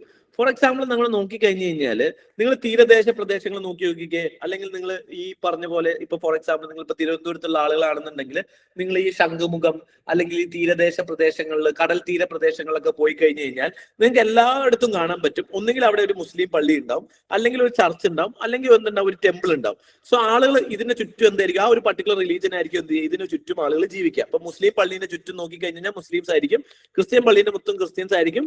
ഇതിനു മുമ്പ് ഇങ്ങനെയായിരിക്കും. വളരെ എന്താണ് റിലീജിയസ് ബേസ്ഡ് ആയിട്ടുള്ള പാറ്റേൺ ആയിരിക്കും നിങ്ങൾക്ക് തീരദേശത്ത് പോയി കഴിഞ്ഞു കഴിഞ്ഞാൽ. മത്സ്യത്തൊഴിലാളികളുടെ അടുത്ത് പോയി കഴിഞ്ഞു കഴിഞ്ഞാൽ മത്സ്യത്തൊഴിലാളികൾ വളരെ റിലീജിയസ് ആയിരിക്കും. അതേപോലെ തന്നെ അവരുടെ എല്ലാ ഡേ ടു ഡേ ലൈഫിലും റിലീജിയൻ ഉണ്ടായിരിക്കും. അതേപോലെ തന്നെ അവരുടെ സെറ്റിൽമെന്റ് എന്തായിരിക്കും, ഈ പള്ളികൾക്ക് എടുത്തോ അമ്പലങ്ങൾക്ക് അടുത്തായിരിക്കും അവരുടെ വീടുകൾ ഉണ്ടാവുക. അവർ ഭയങ്കര എന്ത് ചെയ്യില്ല, താമസിക്കില്ല, ഒന്നിച്ചേ താമസിക്കുള്ളൂ. എന്തുകൊണ്ടായിരിക്കും ഇങ്ങനെയുള്ള സ്ഥലങ്ങളിൽ കൂടുതലായിട്ട് റിലീജിയൻ വരാനുള്ള കാരണം ലൈഫിൽ എപ്പോഴെങ്കിലും അൺസർട്ടനിറ്റി കൂടി വരുമ്പോൾ നമുക്ക് ഓട്ടോമാറ്റിക്കലി നമ്മൾ എന്ത് ചെയ്യും, നമ്മുടെ കയ്യിൽ കൺട്രോൾ ഇല്ലാത്തപ്പോൾ. റിലീജിയൻ എങ്ങനെയാണ് ഉണ്ടായിട്ടുള്ള ഒരു റീസൺ എന്തായിരിക്കും, അതായത് ആളുകൾക്ക് നമ്മളെ കയ്യിൽ കൺട്രോൾ ഇല്ലാതിരിക്കുമ്പം, അല്ലെങ്കിൽ ആളുകൾക്ക് അവരുടെ ഔട്ട്കം പ്രെഡിക്റ്റ് ചെയ്യാൻ പറ്റാത്ത സിറ്റുവേഷൻസിൽ നമ്മൾ എന്ത് ചെയ്യും, നമ്മൾ റിലീജിയനെ ബിലീവ് ചെയ്യും. ഫോർ എക്സാമ്പിൾ പ്രിലിംസ് എക്സാം അടുത്ത് വരുന്നു. പ്രിലിംസ് എക്സാം അടുത്ത് വരുമ്പോൾ പണ്ട് പള്ളിയിൽ നിങ്ങൾ എന്ത് ചെയ്യുന്നു, മാസത്തിൽ ഒന്നാ പോയിട്ടുണ്ടെങ്കിൽ ഇപ്പൊ എന്ത് ചെയ്യും, ഡെയിലി പോകും. കാരണം എന്താ, നിങ്ങൾക്ക് അറിയാം പ്രിലിംസ് നിങ്ങളെ കയ്യിൽ നിന്ന് പോയി. ഇനി നിങ്ങൾക്ക് ഒരു കാര്യം മാത്രമേ ഉള്ളൂ, എന്താണ്, 50% ദൈവത്തിന്റെ പാതി, ഞാൻ പാതി, ദൈവം പാതി എന്നാണല്ലോ. ഈ ബാക്കി 50% തന്നു കഴിഞ്ഞാൽ മാത്രമേ നിങ്ങൾ രക്ഷപ്പെടുള്ളൂ എന്ന് നിങ്ങൾക്ക് അറിയാം. അപ്പൊ സ്വാഭാവികമായിട്ടും നിങ്ങൾക്ക് ടെൻഷൻ കൂടുന്ന സമയത്ത് നിങ്ങൾ പ്രാർത്ഥന കൂടും. നിങ്ങൾ ആലോചിച്ച് നോക്കിക്കുക, നിങ്ങൾ ഏറ്റവും കുടുങ്ങി എന്ന് പറയുന്ന സിറ്റുവേഷൻ നിങ്ങൾ ദൈവത്തിന് വിളിക്കാൻ നോക്കും. അതല്ല നിങ്ങൾ അല്ലാത്ത സിറ്റുവേഷനിൽ ദൈവത്തിനെ പറ്റി നിങ്ങൾ ഓർക്കൊന്നുമില്ല. അങ്ങനെ എക്സാമിന്റെ സമയമാകുമ്പോൾ നിങ്ങൾ ഓട്ടോമാറ്റിക്കലി എന്ത് ചെയ്യും, അമ്പലത്തിൽ പോകുന്നത് കൂടും. ഇനി നിങ്ങൾ ഒരു വണ്ടി എടുത്ത് പോകുമ്പോൾ, ഫോർ എക്സാമ്പിൾ നിങ്ങൾ കാർ എടുത്ത് ഓടിക്കാൻ പോകുന്നു, ഇപ്പൊ നമ്മൾ ശ്രദ്ധിച്ചില്ല, ചില ആളുകൾ കാർ എടുക്കുമ്പോൾ അല്ലെങ്കിൽ വണ്ടി എടുക്കുമ്പോൾ ഒന്ന് തൊട്ട് പ്രാർത്ഥിക്കും. എന്തിനാ നമ്മൾ തൊട്ട് പ്രാർത്ഥിക്കുന്നത്? കാരണം നമുക്ക് നമ്മുടെ കഴിവിൽ നല്ല വിശ്വാസമുണ്ട്. കാരണം നമ്മുടെ കഴിവ് വെച്ച് അവിടെ വരെ എത്തുന്നത് നമുക്ക് ഒരു ഉറപ്പുമില്ല. ദൈവം ഉണ്ടെങ്കിൽ മാത്രമേ അവിടെ എത്താനുള്ള ചാൻസ് ഉള്ളൂ. കാരണം നമ്മളെ ഡ്രൈവിംഗ് അത്രയും ഗംഭീര ഡ്രൈവിംഗ് ആണ്. പക്ഷെ ഡെയിലി നമ്മളിപ്പോ എന്ത് ചെയ്യുന്നു, രാവിലെ എണീറ്റ് ചായ വെക്കാൻ പോവാണ്. ചായ വെക്കുന്നതിന് മുമ്പ് ദൈവമേ ചായ നന്നാക്കണേ എന്ന് പറഞ്ഞ് നമ്മൾ പ്രാർത്ഥിക്കില്ല. കാരണം എന്താണ്, ചായ വെക്കുന്നത് ഡേ ടു ഡേ ലൈഫിൽ വളരെ പ്രെഡിക്റ്റബിൾ ആയിട്ട് നിങ്ങൾക്ക് കൺട്രോളബിൾ ആയിട്ട് ചെയ്യാൻ പറ്റുന്ന ഒരു കാര്യമാണ്. പക്ഷെ അൺപ്രഡിക്റ്റബിലിറ്റി ഉള്ള സ്ഥലങ്ങളാണ് ബേസിക്കലി എന്ത് ചെയ്യും, ഇപ്പൊ വണ്ടി ഓടിക്കുക, ഡ്രൈവ് ചെയ്യുക. ഇപ്പൊ നിങ്ങൾ ഓടിച്ച് മര്യാദയ്ക്ക് പോയാലും പുറത്ത് തിരിച്ചു വരുന്ന ഒരു പാണ്ടി ലോറി കയറി കഴിഞ്ഞാൽ തീർന്നു. അപ്പൊ സ്വാഭാവികമായിട്ടും നിങ്ങൾ എന്ത് ചെയ്യും, നിങ്ങളുടെ കയ്യിലല്ല കംപ്ലീറ്റ് ഔട്ട്കം എന്ന് നിങ്ങൾക്ക് അറിയാം. അവിടെ അൺസർട്ടനിറ്റീസ് കൂടുതലാണ്. So whenever there is an uncertainty there will be more religion. Whenever there is A conflict there will be more religion. അതുകൊണ്ടാണ് തീരദേശ പ്രദേശത്ത് എന്തുകൊണ്ടാണ് റിലീജിയൻ കൂടാൻ കാരണം? കാരണം കടലിൽ പോയി കഴിഞ്ഞു കഴിഞ്ഞാൽ തിരിച്ചു വരാൻ പറ്റുമോ ഇല്ലയോ എന്നുള്ളത് നമുക്ക് കൃത്യമായിട്ട് അറിയില്ല. ഒരാൾ കടലിൽ പോകുന്നു, കടലിൽ പോയിട്ട് ഒരാൾ തിരിച്ചു വരുന്നതിനെ പറ്റി നിങ്ങൾക്ക് എന്ത് ചെയ്യാൻ പറ്റില്ല, നിങ്ങൾക്ക് അറിയാൻ പറ്റില്ല. കാരണം നമുക്കറിയാം കടലിൽ പോയി കഴിഞ്ഞു കഴിഞ്ഞാൽ എന്തും സംഭവിക്കാം അല്ലെ. ചിലപ്പോൾ നമ്മൾ കടലിൽ പോയി കഴിയുമ്പം കടലിൽ പോയിട്ട് അവിടെ ചിലപ്പോൾ എന്തെങ്കിലും തിരമാല വന്ന ആളുകൾക്ക് എന്ത് ചെയ്യുന്നു, എന്ത് വേണമെങ്കിലും സംഭവിക്കാം. അപ്പം തീരദേശ പ്രദേശത്തിൽ സംബന്ധിച്ച് നോക്കുമ്പോൾ അല്ലെങ്കിൽ തീരദേശ പ്രദേശങ്ങളിൽ നിങ്ങൾ നോക്കുമ്പോൾ അവരുടെ ജോബ് വളരെ അൺസർട്ടൺ ആയിട്ടുള്ള ജോബാണ്. വളരെ അൺസർട്ടൺ ആയ ജോബ് ആയതുകൊണ്ടാണ് തീരദേശങ്ങളിൽ നിങ്ങൾക്ക് റിലീജിയൻ എന്ത് ചെയ്യുന്നത് വളരെ കൂടുതലായിട്ട് കാണാൻ പറ്റുന്നത്. അപ്പൊ റിലീജിയനും അൺസർട്ടനിറ്റിയും എന്താണ്, ഡയറക്ട്ലി പ്രൊപ്പോർഷണൽ ആണ്. For example, whenever you are tensed അല്ലെങ്കിൽ വെനെവർ അവിടെ ഒരു അൺസർട്ടനിറ്റി ഉണ്ടെങ്കിൽ അവിടെ ഓട്ടോമാറ്റിക്കലി റിലീജിയസ് ആളുകൾ വരും. ഇപ്പൊ മോഡേൺ സൊസൈറ്റി നിങ്ങൾ നോക്കിക്കേ, മോഡേൺ സൊസൈറ്റിയിലെ റിലീജിയന്റെ വേരിയസ് ഫോംസ് എന്താണ്? മോഡേൺ സൊസൈറ്റിയുടെ ഏറ്റവും വലിയ ഫീച്ചർ എന്താണ്? മോഡേൺ സൊസൈറ്റി എന്ന് പറഞ്ഞാൽ എന്താണ്? മോഡേൺ സൊസൈറ്റിയിലെ ഏറ്റവും വലിയ ഫീച്ചർ ആണ് ഇൻഡിവിജ്വലിസം അല്ലെ. നിങ്ങൾ നോക്കുവാണെന്നുണ്ടെങ്കിൽ എല്ലാവരും ഇൻഡിവിജ്വലിസം അല്ലെ. ന്യൂക്ലിയർ ഫാമിലി പണ്ട് എന്തായിരുന്നു, ജോയിന്റ് ഫാമിലി ആയി. ഈ ഫാമിലി എന്ത് ചെയ്തു, ന്യൂക്ലിയർ ഫാമിലി ആയി. ഇപ്പൊ എന്ത് ചെയ്യുന്നു, ന്യൂക്ലിയർ ഫാമിലി ഇപ്പൊ എന്താണ്, ലിവ് ഇൻ റിലേഷൻഷിപ്പുകളിലേക്കൊക്കെ വരുന്നു. സോ ലിവ് ഇൻ റിലേഷൻഷിപ്പ് വരുന്നു. അപ്പം ഫാമിലീസ് എന്ത് ചെയ്യുന്നു, ഇൻഡിവിജ്വലിസം കൂടി വരുന്നു. ഒറ്റയ്ക്കാണ് ആളുകൾ. നമ്മുടെ എല്ലാം പ്രശ്നങ്ങളും എന്താണ്, നമ്മളുടെ മാത്രം പ്രശ്നങ്ങളാണ്, ഇൻഡിവിജ്വലിസം ആണ്. അപ്പം അതിന്റെ ഭാഗമായിട്ട് സൊസൈറ്റിയിൽ എന്ത് ചെയ്യുന്നു, പണ്ട് റിലീജിയൻ എന്താണ്, ഒരു ഇൻഡിവിജ്വലിന്റെ പ്രോബ്ലത്തിനായിരുന്നോ സൊല്യൂഷൻ കൊടുത്തിട്ടുണ്ടായിരുന്നു, അതൊരു കമ്മ്യൂണിറ്റീന്റെ പ്രോബ്ലം ആയിരുന്നു? എപ്പോഴും കമ്മ്യൂണിറ്റീന്റെ പ്രോബ്ലം ആയിരുന്നു അല്ലെ. ഇപ്പൊ നിങ്ങൾ പള്ളി പോയി കഴിഞ്ഞു കഴിഞ്ഞാൽ സൺഡേ ചർച്ചിൽ പോയി കഴിഞ്ഞു കഴിഞ്ഞാൽ നിങ്ങൾക്ക് എന്താണ്, മാസ് പ്രെയർ ആണ് ഉണ്ടാവുക. ഇപ്പം നിങ്ങൾ മോസ്കിൽ പോയി കഴിഞ്ഞ് കഴിഞ്ഞാൽ ഇപ്പൊ വെള്ളിയാഴ്ച ഫ്രൈഡേ ഒക്കെ പോയി കഴിഞ്ഞാൽ മാസ് പ്രെയർ ഉണ്ടാവും. അമ്പലത്തിൽ പോയി കഴിഞ്ഞാൽ ഇപ്പൊ ദീപാരാധന അങ്ങനെ പുഷ്പം അങ്ങനെ പല സാധനങ്ങളൊക്കെ നല്ല മാസ് പ്രെയർ ആണ്, ഒരു ഇൻഡിവിജ്വൽ പ്രെയർ അല്ല. ഇവിടെ എന്താണ്, ഒരു കമ്മ്യൂണിറ്റിയാണ് അഡ്രസ് ചെയ്യുന്നത്. പക്ഷെ മോഡേൺ സൊസൈറ്റിയിൽ പ്രോബ്ലം എന്ന് പറയുന്നത് ഇൻഡിവിജ്വലിസ്റ്റിക് അല്ലേ. അപ്പൊ നമുക്ക് എന്ത് വേണം, ഇൻഡിവിജ്വൽ സൊല്യൂഷൻസ് വേണം. അപ്പൊ റിലീജിയൻ അതിനനുസരിച്ച് മാറണ്ടേ? കാരണം പഴയ റിലീജിയൻ കൊണ്ട് കാര്യമില്ല. കാരണം പഴയ റിലീജിയൻ എന്താണ്, കമ്മ്യൂണിറ്റി ബേസ്ഡ് ആണ്. പുതിയ റിലീജിയനിൽ എന്ത് വേണം, പുതിയ ദൈവങ്ങൾ നമുക്ക് വേണം. കാരണം ഇൻഡിവിജ്വൽസ് പ്രോബ്ലംസ് അഡ്രസ് ചെയ്യുന്ന ദൈവങ്ങൾ വേണം. അപ്പൊ ആര് വന്നു? ഫോർ എക്സാമ്പിൾ സദ്ഗുരു എന്ത് ചെയ്യും? Sadhguru will give you immediate solution. Individual problem എന്താണ്, മോഡേൺ സൊസൈറ്റി എന്താണ്, മെറ്റീരിയലിസ്റ്റിക് ആണ്. പെട്ടെന്ന് നമുക്ക് കാര്യങ്ങൾ നേടണം. അപ്പൊ നമുക്ക് ദൈവത്തിന്റെ അടുത്ത് പ്രാർത്ഥിച്ചിട്ട് ഇത് പ്രിലിംസ് പാസ്സാവോ ഇല്ലയോ എന്നുള്ളത് വെയിറ്റ് ചെയ്യാൻ നമുക്ക് സമയമില്ല. അപ്പൊ നമ്മൾ ഡയറക്റ്റ് സദ്ഗുരുവിനെ ചോദിക്കുകയാണ്, സദ്ഗുരു ഞാൻ പ്രിലിംസ് പാസ്സാവോ ഇല്ലയോ, എന്റെ problem. So immediately Sadhguru will give you an answer, that too in English, that too in simple English. Okay, അപ്പൊ നിങ്ങൾക്ക് എന്ത് ചെയ്യും, അപ്പൊ തന്നെ നിങ്ങൾക്ക് ഇമ്മീഡിയറ്റ് സൊല്യൂഷൻ, ഇമ്മീഡിയറ്റ് പ്രോബ്ലം. നിങ്ങളെ പ്രോബ്ലം പറയുന്നു, അതിന് ഇമ്മീഡിയറ്റ് സൊല്യൂഷൻ.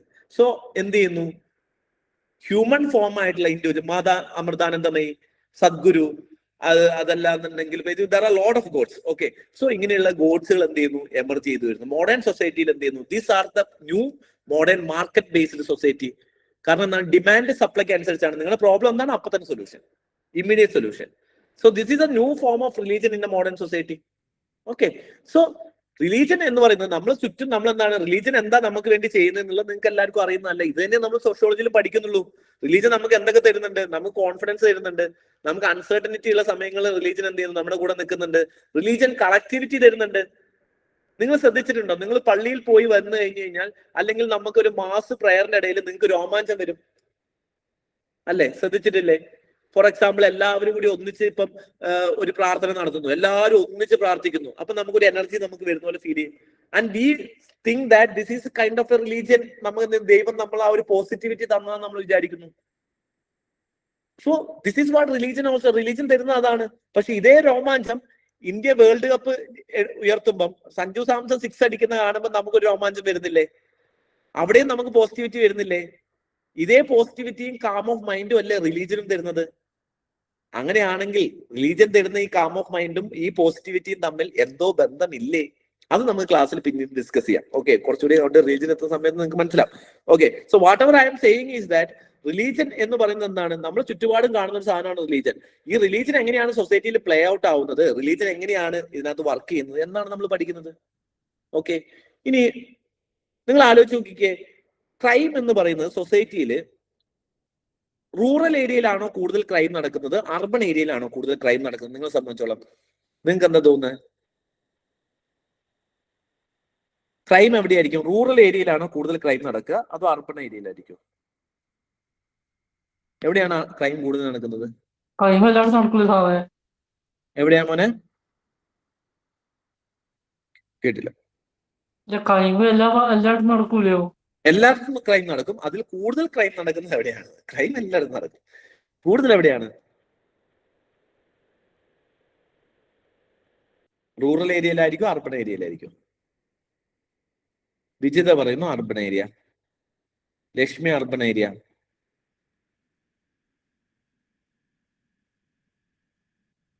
എല്ലാവരും അർബൻ. എന്തുകൊണ്ടായിരിക്കും അർബൻ ഏരിയയിൽ കൂടുതൽ ക്രൈം നടക്കാൻ കാരണം അങ്ങനെയാണെങ്കിൽ?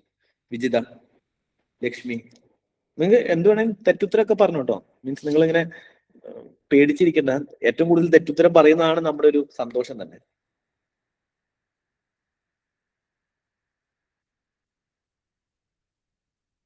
എന്തുകൊണ്ടായിരിക്കും ക്രൈം കൂടുതൽ അർബൻ ഏരിയ നടക്കാൻ കാരണം എന്ന് പറയാൻ കാരണം? ഇനി റൂറൽ ഏരിയ എന്ന് പറയുന്നവർക്ക് എന്തുകൊണ്ടാണ് റൂറൽ ഏരിയ എന്നുള്ളതും പറയാം.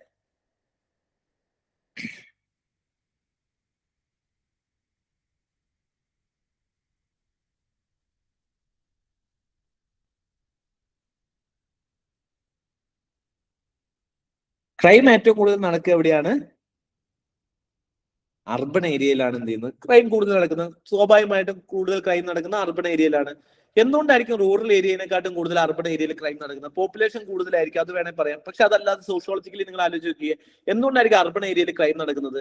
ഒന്നാമത്തെ കാര്യം എന്താണെന്ന് വെച്ച് കഴിഞ്ഞാൽ അർബൻ ഏരിയയിലാണ് റിലേറ്റീവ് ഡിപ്രിവേഷൻ ഏറ്റവും കൂടുതലായിട്ടുള്ളത്. എന്താണ് റിലേറ്റീവ് ഡിപ്രിവേഷൻ? ഫോർ എക്സാമ്പിൾ, നമുക്ക് എങ്ങനെയാണ് ക്രൈം ചെയ്യണം തോന്നുക?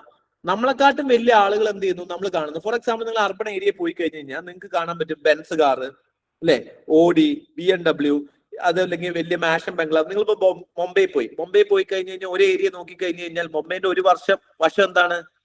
മുംബൈന്റെ ഒരു സൈഡിൽ എന്താണ്? സരയുനാഥ് എന്ന് വിളിക്കാൻ വലിയ പേരാട്ടോ, ഇച്ചിരി സരയു എന്ന് വിളിക്കാൻ. എന്താണ് സരയു മുംബൈയില്? ധാരാവിണ്ടല്ലോ. ഒരു സൈഡിൽ അല്ല, മുംബൈന്റെ ഒരു സൈഡിൽ അറബിക്കടലും മറ്റേ സൈഡിലും ആരാണ്? വിശാലമായ പട്ടണം. Rocky bye.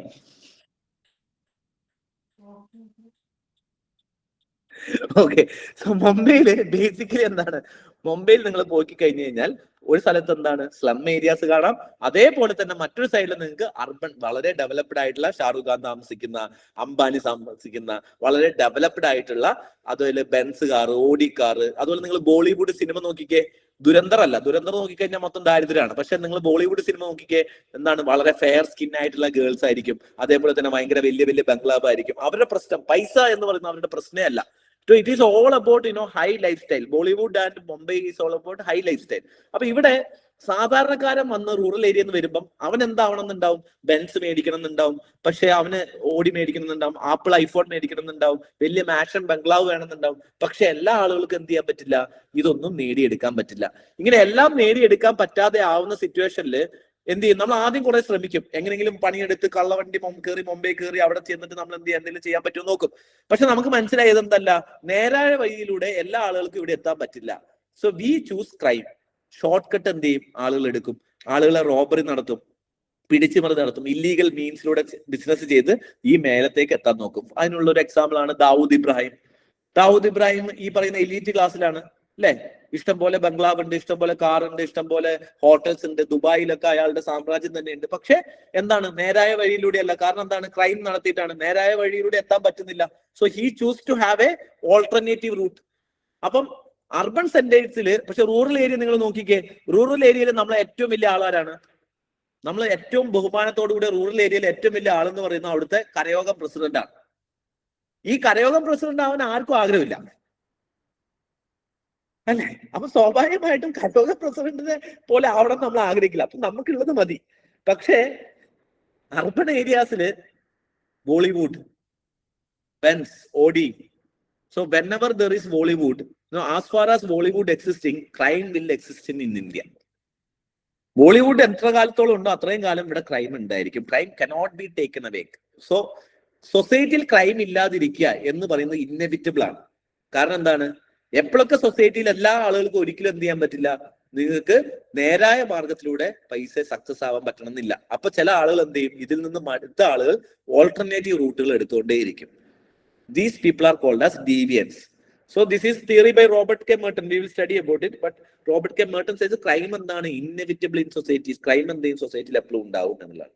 So what I am saying, what is my point here is that whatever you are studying in sociology ഈ related to whatever you see surrounded with your life.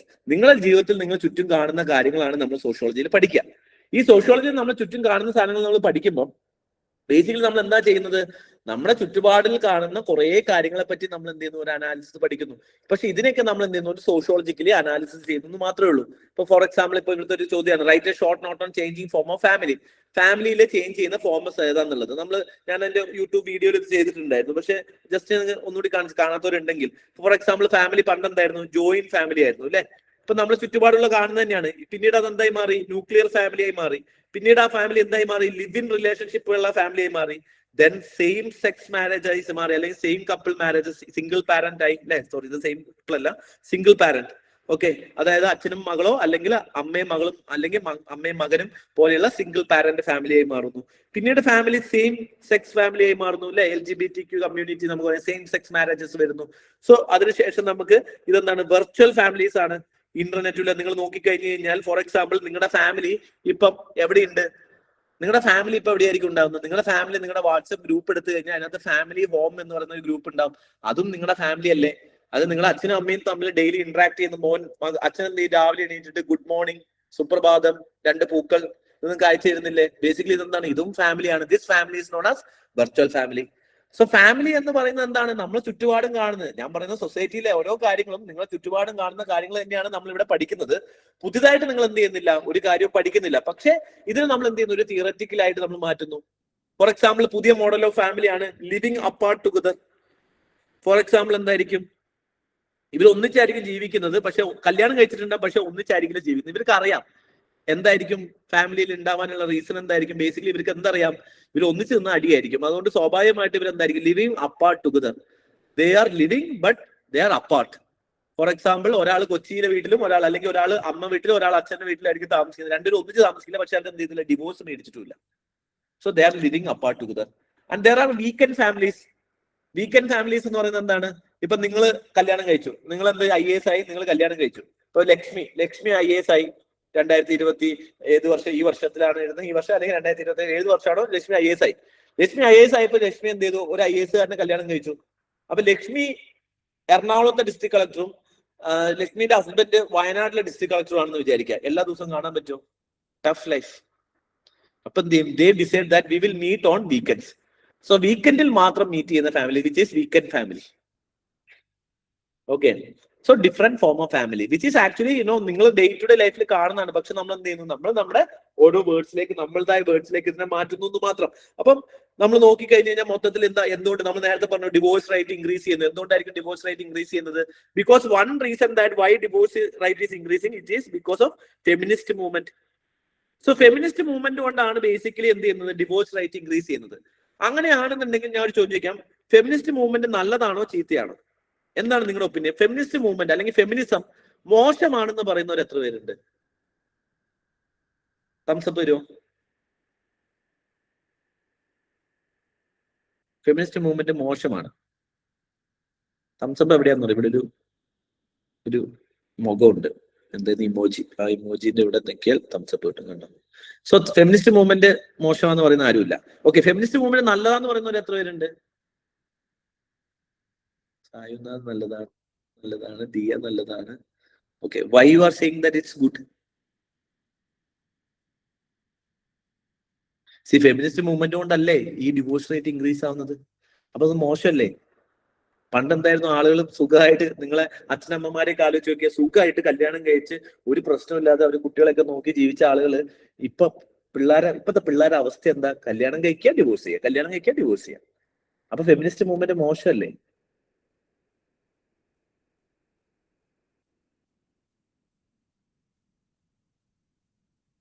സ്പീക്കർക്ക് operation.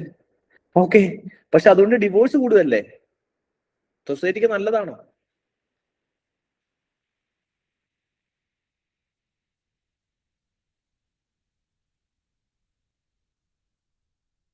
See, the reason why increase in divorce rate ഉണ്ടാവാനുള്ള reason എന്താണ്? It is because of feminist movement. Feminism കൂടുന്നതിന്റെ ഭാഗമായിട്ടാണ് divorce rate ഉണ്ടാവുന്നത്. അപ്പൊ divorce എന്ന് പണ്ട് ആളുകൾ ഒന്നിച്ചെന്തെയ്യുന്നു? ഈ പ്രശ്നങ്ങളൊക്കെ ഉണ്ടെങ്കിൽ. അപ്പൊ എന്താണ് ബേസിക്കലി ഫെമിനിസം എന്ന് പറഞ്ഞു കഴിഞ്ഞാൽ? Feminism is nothing but gender equality. Feminism എന്ന് പറയുന്നത് എന്താണ്? ഫീമെയിലിന് കൂടുതൽ റൈറ്റ് ഉണ്ടെന്നല്ല പറയുന്നത്, ബേസിക്കലി ജെൻഡർ ഇക്വാലിറ്റി ആണ്. സോ ജെൻഡർ ഇക്വാലിറ്റി വന്ന സമയത്ത് feminism is good and necessary in our society to extend the balancing patriarchy. But my question is, feminism കാരണം എന്തുകൊണ്ട് ഇപ്പൊ ഈ ഡിവോഴ്സ് റേറ്റ് കൂടുവാണെങ്കിൽ ഫെമിനിസം മോശമല്ലേ എന്നുള്ളതാണ് ചോദ്യം. Okay, so I come to the point. So gender equality ആണ് feminism കൊണ്ടുവരുന്നത്. So gender equality feminism കൊണ്ടുവരുന്ന സമയത്ത് പണ്ട് ഫോർ എക്സാമ്പിൾ നമ്മൾ എന്ത് ചെയ്യുന്നു, സ്ത്രീകൾക്ക് ഫിനാൻഷ്യൽ ഇൻഡിപെൻഡൻസ് ഇല്ല, അതുകൊണ്ട് തന്നെ അച്ഛൻ എന്ത് പറയുന്നു അത് കേട്ട് ജീവിക്കുക എന്നുള്ളതാണ്. ഇനി ഫിനാൻഷ്യൽ ഇൻഡിപെൻഡൻസ് ഉള്ള സ്ത്രീകൾ എന്ത് ചെയ്യും? ഈ കിട്ടുന്ന പൈസ മൊത്തം ശമ്പളം കിട്ടുമ്പോൾ അച്ഛന് കൊണ്ടുപോയി അല്ലെങ്കിൽ നിങ്ങളുടെ അച്ഛന് കൊണ്ടുപോയി കൊടുക്കും. എന്നിട്ട് അച്ഛൻ്റെ കയ്യിൽ നിന്ന് 100 രൂപ 50 രൂപ ഓട്ടോക്കൂലി വണ്ടിക്കൂലി ഇടന്ന് തിരിച്ച് മേടിക്കും. എന്നിട്ട് കൊടുക്കാതിരുന്നാൽ മതി, അത് ചെയ്യില്ല. പക്ഷെ ആദ്യം എന്ത് ചെയ്യും? കുടുംബനാഥന് കൊടുത്തിട്ട് അതിന് ശേഷം ഇവർ മേടിക്കുള്ളൂ. സോ ഫെമിനിസ്റ്റ് മൂവ്മെന്റ് ഇല്ലാതിരുന്ന സമയത്ത് ജെൻഡർ ഇക്വാലിറ്റി ഉണ്ടായിരുന്നില്ല. ജെൻഡർ ഇക്വാലിറ്റി ഇല്ലാത്ത സമയത്ത് decisions are taken by one single person. അതുകൊണ്ട് തന്നെ ഡിസിഷൻസിൽ കോൺഫ്ലിക്റ്റ് ഉണ്ടായിരുന്നില്ല. പക്ഷെ after feminist movement women got financial independence and they reclaimed their right. They are not getting right, they reclaimed. Right was there, but the right അവർക്ക് കൊടുത്തിട്ടുണ്ടായിരുന്നില്ല. Now they are reclaiming the right. Since they are reclaiming the right, ഇപ്പൊ decision എടുക്കാൻ ഒരാളല്ല, there are multiple opinions. ഈ multiple opinions വരുന്ന സ്ഥലങ്ങളിലൊക്കെ conflict ഉണ്ടാവും. ഈ conflict ഉള്ള സ്ഥലങ്ങളിൽ മുന്നോട്ട് പോകാൻ പറ്റാത്ത ആളുകൾക്ക് എന്ത് ചെയ്യേണ്ടി വരും? ഡിവോഴ്സ് ചെയ്യേണ്ടി വരും. അപ്പം ഇന്ത്യയിൽ ഡിവോഴ്സ് കൂടാനുള്ള ഒരു കാരണം ഫെമിനിസ്റ്റ് മൂവ്മെന്റ് ആണ്. അതിനർത്ഥം ഫെമിനിസ്റ്റ് മൂവ്മെന്റ് നല്ലതാണോ മോശമാണോ എന്ന് ചോദിച്ചു കഴിഞ്ഞു കഴിഞ്ഞാൽ we would say that we do not know. ഒരു സോഷ്യോളജി പഠിക്കുന്ന ഒരാള് ഫെമിനിസ്റ്റ് മൂവ്മെന്റ് നല്ലതാണെന്നും പറയില്ല, ചീത്തതാണെന്നും പറയില്ല. പകരം എന്ത് പറയുള്ളൂ? ഫെമിനിസ്റ്റ് മൂവ്മെന്റിന്റെ ഇമ്പാക്ട് എന്താണെന്ന് പറയുള്ളൂ. അത് നല്ലതാണെന്ന് തീരുമാനിച്ചു കഴിഞ്ഞാൽ നമ്മൾ ജഡ്ജ്മെന്റിലായി, നമ്മൾ ഒരു സൈഡ് പിടിച്ചു, ബയാസ്ഡ് ആയി. മോശമാണെന്ന് പറഞ്ഞാലും നമ്മൾ ബയാസ്ഡ് ആയി. അപ്പൊ നമ്മൾ പക്ഷെ എന്താണ്, നമ്മൾ ഇൻഡിപെൻഡന്റ് ആയിട്ട് അനലൈസ് ചെയ്യാൻ വേണ്ടി നമ്മൾ എന്ത് ചെയ്യുന്നുള്ളൂ? We don't judge things, but we would say that feminist movement കാരണം ഇന്നത് സംഭവിച്ചു, ഫെമിനിസ്റ്റ് മൂവ്മെന്റ് കാരണം ഇന്നത് സംഭവിച്ചു. സോ ഇത് അതിന്റെ ഔട്ട്കം ആണ്. ഫെമിനിസ്റ്റ് മൂവ്മെന്റ് നല്ലതാണോ ചീത്തയാണോ? We are not here to character judgement. അപ്പൊ ഫെമിനിസ്റ്റ് മൂവ്മെന്റ് ഇപ്പൊ ഇന്ത്യയിൽ നമ്മൾ നോക്കുകയാണെന്നുണ്ടെങ്കിൽ നിങ്ങൾക്ക് ഈ സിനിമയിലൊക്കെ ഫെമിനിസ്റ്റ് മൂവ്മെന്റ്സുകൾ മാറുന്നത് കാണാൻ പറ്റും. അപ്പം അതിന്റെ ഭാഗമായിട്ട് ഡിവോഴ്സ് റേറ്റ് കൂടുന്നുണ്ട്. സോ ഡിവോഴ്സ് റേറ്റ് കൂടുന്നത് സൊസൈറ്റിക്ക് നല്ലതാണോ ചീത്തയാണോ? പക്ഷെ അല്ല, ഡിവോഴ്സ് റേറ്റ് കൂടുന്നതിന്റെ ഭാഗമായിട്ട് സൊസൈറ്റിയിൽ പുതിയ ഇൻസ്റ്റിറ്റ്യൂഷൻ വരുന്നു. ഫാമിലി എന്ത് ചെയ്യുന്നു? പണ്ട് സിംഗിൾ പാരന്റ് ഫാമിലി ഉണ്ടായിരുന്നില്ല, ഇന്ന് സിംഗിൾ പാരന്റ് ഫാമിലി ഉണ്ട്, അല്ലെ? ഇപ്പൊ അതേപോലെ പുതിയ പുതിയ ഫാമിലികൾ എമർജ് ചെയ്യുന്നു. അപ്പം സൊസൈറ്റി അതിനനുസരിച്ച് എന്ത് ചെയ്യുന്നുണ്ട്? അഡാപ്റ്റ് ചെയ്യുന്നുണ്ട്. അതല്ലാതെ ഇത് മോശമാണോ നല്ലതാണോ? ഇപ്പൊ ഫെമിനിസ്റ്റ് മൂവ്മെന്റ് എന്താണ്? ആക്ച്വലി നല്ലതാണ്. പക്ഷേ സോഷ്യോളജി പഠിക്കുമ്പോൾ നമ്മൾ എന്ത് ചെയ്യുന്നില്ല? നല്ലതാണോ ചീത്തയാണോ എന്നല്ല നോക്കുന്നത്, പകരം ഇത് എങ്ങനെയാണ് സൊസൈറ്റി ഇമ്പാക്ട് ചെയ്യുന്നതാണ് നോക്കുന്നത്. സോ ഇത്തരത്തിൽ ബേസിക്കലി സൊസൈറ്റിയിൽ നടക്കുന്ന കാര്യങ്ങൾ വളരെ വ്യക്തമായിട്ട് എങ്ങനെ പഠിക്കാം എന്നുള്ളതാണ് ബേസിക്കലി സോഷ്യോളജിയിൽ നമ്മൾ പഠിക്കുന്നത്. ഓക്കെ, ഇപ്പൊ നിങ്ങൾ ആലോചിക്കുക, സോഷ്യോളജിയിൽ നിങ്ങൾ ഓരോ ഡെവലപ്മെന്റും ആലോചിച്ച് നോക്കിക്കേ. ഇപ്പൊ നിങ്ങൾ ആലോചിക്കുക, ഇപ്പൊ സരയു എന്ത് ചെയ്യുന്നു? ഇപ്പൊ സരയുടെ ഇപ്പൊ ഒരു എക്സാമ്പിൾ പറയുകയാണെന്നുണ്ടെങ്കിൽ, ഇപ്പം സരയു എന്ത് ചെയ്യുന്നു? ഒരു 5 വയസ്സുള്ള ഒരു പെൺകുട്ടിക്ക് ഒരു ഡയറി മിൽക്ക് കൊണ്ടുപോയി കൊടുക്കുന്നു. ഓക്കെ, അല്ലെങ്കിൽ 3 വയസ്സുള്ള ഒരു പെൺകുട്ടിക്ക് ഒരു ഡയറി മിൽക്ക് കൊണ്ടുപോയി കൊടുക്കുന്നു. സരയു ആ ഒരു 3 വയസ്സുള്ള പെൺകുട്ടിക്ക് ഡയറി മിൽക്ക് മേടിച്ചു കൊടുക്കുമ്പോൾ, ചെറിയ കുട്ടിക്ക് മേടിച്ചു കൊടുക്കുമ്പോൾ ആ കുട്ടി എന്തായി? പെട്ടെന്ന് സരയുവിനെ കാണുമ്പോൾ ഡയറി മിൽക്ക് എന്നൊക്കെ പറഞ്ഞ് അത് തട്ടിപ്പറിച്ചില്ലേ, വേഗം എടുക്കും, പെട്ടെന്ന് കൈ നീട്ടും. സരയു കൈ വിട്ടപ്പോഴേക്ക് സരയുവിന്റെ മേത്തേക്ക് വെച്ച് എടുക്കാൻ വേണ്ടി സരയുവിന്റെ അടുത്തേക്ക് വരും. സോ 3 വയസ്സുള്ള കുട്ടി ഇതൊക്കെ ചെയ്യുന്നു. അതേ സരയു ഒരു 25 വയസ്സുള്ള പെൺകുട്ടിക്ക് ഡയറി മിൽക്ക്, അതേ പെൺകുട്ടി വളർന്നു വലുതായെന്ന് വിചാരിക്കുക, സരയു അവിടെ തന്നെ ടൈം ട്രാവൽ ചെയ്ത് അവിടെ തന്നെ നിന്നു. ഓക്കെ, വയസ്സ് കൂടിയില്ല. സരയുവിന് ഇപ്പോഴും 30 വയസ്സ് തന്നെ. അപ്പം സരയുവിന് ഇപ്പോഴും 30 വയസ്സ്, കുറച്ച് 25 വയസ്സ് കഴിഞ്ഞപ്പോഴും 30 വയസ്സ്. ഓക്കെ, സരയു എന്ത് ചെയ്തു? ഇതേ കുട്ടിക്ക് ഒരു 5 രൂപയുടെ ഡയറി മിൽക്ക് മേടിച്ചു കൊടുക്കുന്നു. പണ്ട് സരയുവിന് കൊടുത്തപ്പോ ആ കുട്ടി എന്ത് ചെയ്തു? സരയുവിന്റെ അടുത്തേക്ക് കളിച്ചിരിച്ച് വേഗം വന്നു. ഇപ്പൊ ആ കുട്ടി ഡയറി മിൽക്ക് മേടിക്കുകയോ ഇല്ലയോ? സരയുവിന് വേറെ ഒരു ബന്ധമില്ല, അറിയില്ല, അൺനോൺ ആണ് കേട്ടോ. ബസ് സ്റ്റാൻഡിൽ ആ കുട്ടി നിൽക്കോ, സരയെ പോയിട്ട് 5 രൂപയുടെ ഡയറി മിൽക്ക് മേടിച്ചു കൊടുത്തു കഴിഞ്ഞാൽ ആ കുട്ടി അത് മേടിക്കോ ഇല്ലയോ? നല്ല പടം വരും. അവൻ അനുഭവമുണ്ട്, അവൻ അനുഭവത്തിൽ എന്ന് പറയാം. നിങ്ങൾക്ക് എന്താ തോന്നുന്നത്? നിങ്ങൾ ആ കുട്ടി മേടിക്കോ? ഇല്ല. പക്ഷെ ഇതേ കുട്ടി 3 വയസ്സായപ്പോ മേടിച്ചു, 25 വയസ്സായപ്പോ മേടിച്ചില്ല. So what happen between 3 to 25 years സംഭവിച്ചപ്പോ ആ കുട്ടിയിൽ എന്തൊക്കെ മാറ്റങ്ങൾ വന്നു? This is what sociology is. How society is shaping to fit into society. സൊസൈറ്റിയിൽ ജീവിക്കാൻ വേണ്ടി ഒരാളെ എന്ത് ചെയ്യുന്നു? എങ്ങനെയാണ് സൊസൈറ്റിയിലേക്ക് ഫിറ്റ് ഇൻ ചെയ്യുന്നത് എന്നുള്ളതാണ്. ഇനി നിങ്ങൾ ആലോചിക്കുക, നിങ്ങൾ ഒരു വളരെ ബ്യൂട്ടിഫുൾ ആയിട്ടുള്ള ഒരു ഗേളിനെ മനസ്സിൽ വിചാരിച്ച്, വളരെ ബ്യൂട്ടിഫുൾ ആയിട്ടുള്ള ഒരു ഗേളിനെ മനസ്സിൽ ഇമാജിൻ ചെയ്ത്, ആ ഗേള് ഒരു 2 വീലറിൽ പോകുന്നത് ഇമാജിൻ ചെയ്ത്, ഒരു ബ്യൂട്ടിഫുൾ ആയ ഗേള് 2 വീലറിൽ പോകുന്നത് ഇമാജിൻ ചെയ്യാം. ഓക്കെ സാറേ, ഏതായിരുന്നു ആ ടൂ വീലർ? കണ്ട ടൂ വീലർ ഏത്?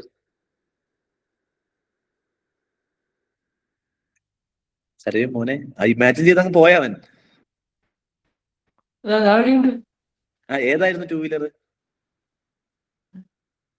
ഒരു ബ്യൂട്ടിഫുൾ ഗേൾ ഒരു ടൂ വീലർ ഓടിച്ചു പോകുന്ന ആ ടൂ വീലറിന്റെ കമ്പനി ഏതായിരുന്നു വണ്ടി? Hero Honda.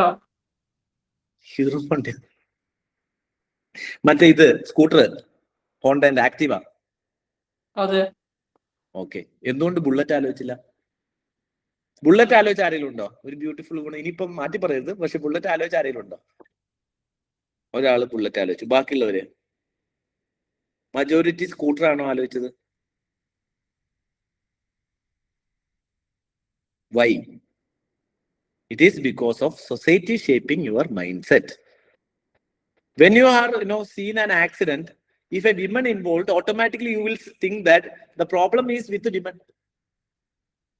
ഒരു ആക്സിഡന്റ് കണ്ട് ഒരു ട്രാവലർ, ഒരു കാർ ഓടിച്ച വിമണും മറ്റൊരു ആണും ആണെന്നുണ്ടെങ്കിൽ ഓട്ടോമാറ്റിക് പെൺകുട്ടിയാ, അപ്പൊ അവള് തന്നെ പ്രശ്നം ഉണ്ടാക്കിയ. വൈ?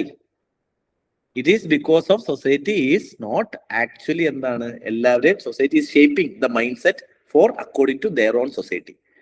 അപ്പം ഇതാണ് ബേസിക്കലി ഈ മൈൻഡ് സെറ്റ് എങ്ങനെയാണ് ഡെവലപ്പ് ആവുന്നത്. അല്ലെങ്കിൽ ഇത് സൈക്കോളജി അല്ല നമ്മൾ നോക്കുന്നത്, സൊസൈറ്റിന്റെ കാര്യമാണ്. സൈക്കോളജി എന്താണ്? ഇന്റേണൽ ഫോർമേഷൻ ആണ്. നിങ്ങളുടെ പ്രോബ്ലം, നിങ്ങൾ ഉള്ളിൽ എന്താണ് നടക്കുന്നത് എന്നുള്ളതാണ് സൈക്കോളജി. സയൻസ് ആണ് psychology. Psychology is completely about science. ഇത് സോഷ്യോളജി. സോഷ്യോളജി എന്താണ്? സൊസൈറ്റി എങ്ങനെയാണ് നിങ്ങളെ ഷേപ്പ് ചെയ്യുന്നത് എന്നുള്ളതാണ്. ഇതൊക്കെ സോഷ്യോളജി അല്ലെങ്കിൽ സൊസൈറ്റി ഷേപ്പ് ചെയ്യുന്നതാണ്. ഇപ്പൊ ഞാൻ പറഞ്ഞു, ഒരാൾ സൂസൈഡ് ചെയ്യുന്നതിന്റെ റീസൺ സൈക്കോളജിക്കലാവാം. എനിക്ക് ഡിപ്രഷൻ വന്നുകൊണ്ട് ഞാൻ സൂസൈഡ് ചെയ്യാം. പക്ഷെ ഒരു നാട്ടിൽ എല്ലാവർക്കും ഡിപ്രഷൻ ഒരേപോലെ എങ്ങനെ വന്നു? അത് സോഷ്യോളജിക്കലായിരിക്കും reason. Okay, this is what sociology is. So sociology എന്ന് പറയുന്നത് സബ്ജക്ട് ഇങ്ങനെയായിരിക്കും ഉണ്ടാവുക. സോ ഇങ്ങനെയായിരിക്കും ബേസിക്കലി നമ്മുടെ ക്ലാസ്സസ് പോകുന്ന ഒരു രീതി. എങ്ങനെയായിരിക്കും എന്ന് വെച്ചാൽ will be going by chapter wise. So chapter wise ആയിട്ട് പോകുമ്പോൾ നമ്മൾ എന്ത് ചെയ്യും? ആദ്യം ഇനിഷ്യലി നമ്മൾ ഫസ്റ്റ് ചാപ്റ്റർ വെച്ച് തുടങ്ങും, എങ്ങനെയാണ് സോഷ്യോളജി ഒറിജിൻ ചെയ്തത് എന്നുള്ളതായിരിക്കും ഡിസ്കസ് ചെയ്യുന്നത്. Then we will be discussing about each 1, 2, 3 ഇങ്ങനെ ചാപ്റ്റർ വൈസ് ആയിട്ട് പോകും. പിന്നെ ഞാൻ പറഞ്ഞ പോലെ ഓവർലാപ്പിംഗ് ആണ്. ഒരു പോയിന്റ് ചെയ്യുമ്പോൾ നിങ്ങൾക്ക് തന്നെ മനസ്സിലാവും, നിങ്ങൾക്ക് സ്വയം ലിങ്ക് ചെയ്യാൻ പറ്റും. കാരണം എന്താണ്, ഒരു ചാപ്റ്ററിൽ പഠിച്ച സാധനങ്ങൾ തന്നെ പല സ്ഥലത്ത് ഇങ്ങനെ റിപ്പീറ്റഡ് ആയിട്ട് വരും. പിന്നെ ഭയങ്കര ഇൻട്രസ്റ്റിംഗ് ആയിരിക്കും. Interesting in the sense that നിങ്ങൾ ചുറ്റുപാടുമുള്ള കാണുന്ന സാധനങ്ങൾ തന്നെയാണ് നിങ്ങൾ ആക്ച്വലി പഠിക്കുന്നത്. പക്ഷെ അതിനെ നിങ്ങൾ തിയറി ആയിട്ട് പഠിക്കുന്നു. നിങ്ങളെ എഡ്യൂക്കേഷനിൽ നിങ്ങൾക്ക് സംഭവിച്ച കാര്യങ്ങൾ എന്തൊക്കെയാണ്, അങ്ങനത്തെ സാധനങ്ങൾ, ചുറ്റുപാടും കാണുന്ന സാധനങ്ങൾ തന്നെയാണ് പഠിക്കുന്നത്. റിലേറ്റീവ്ലി നിങ്ങൾക്ക് പുതിയതായിട്ടൊന്നും പഠിക്കാനില്ല. ഇതുവരെ നിങ്ങൾ എന്തൊക്കെ പഠിച്ചോ അത് തന്നെയാണ്, പക്ഷെ തിയററ്റിക്കലായിട്ട് നമ്മൾ അതിനെ ഡിസ്കസ് ചെയ്യും. ഇതാണ് പേപ്പർ 1.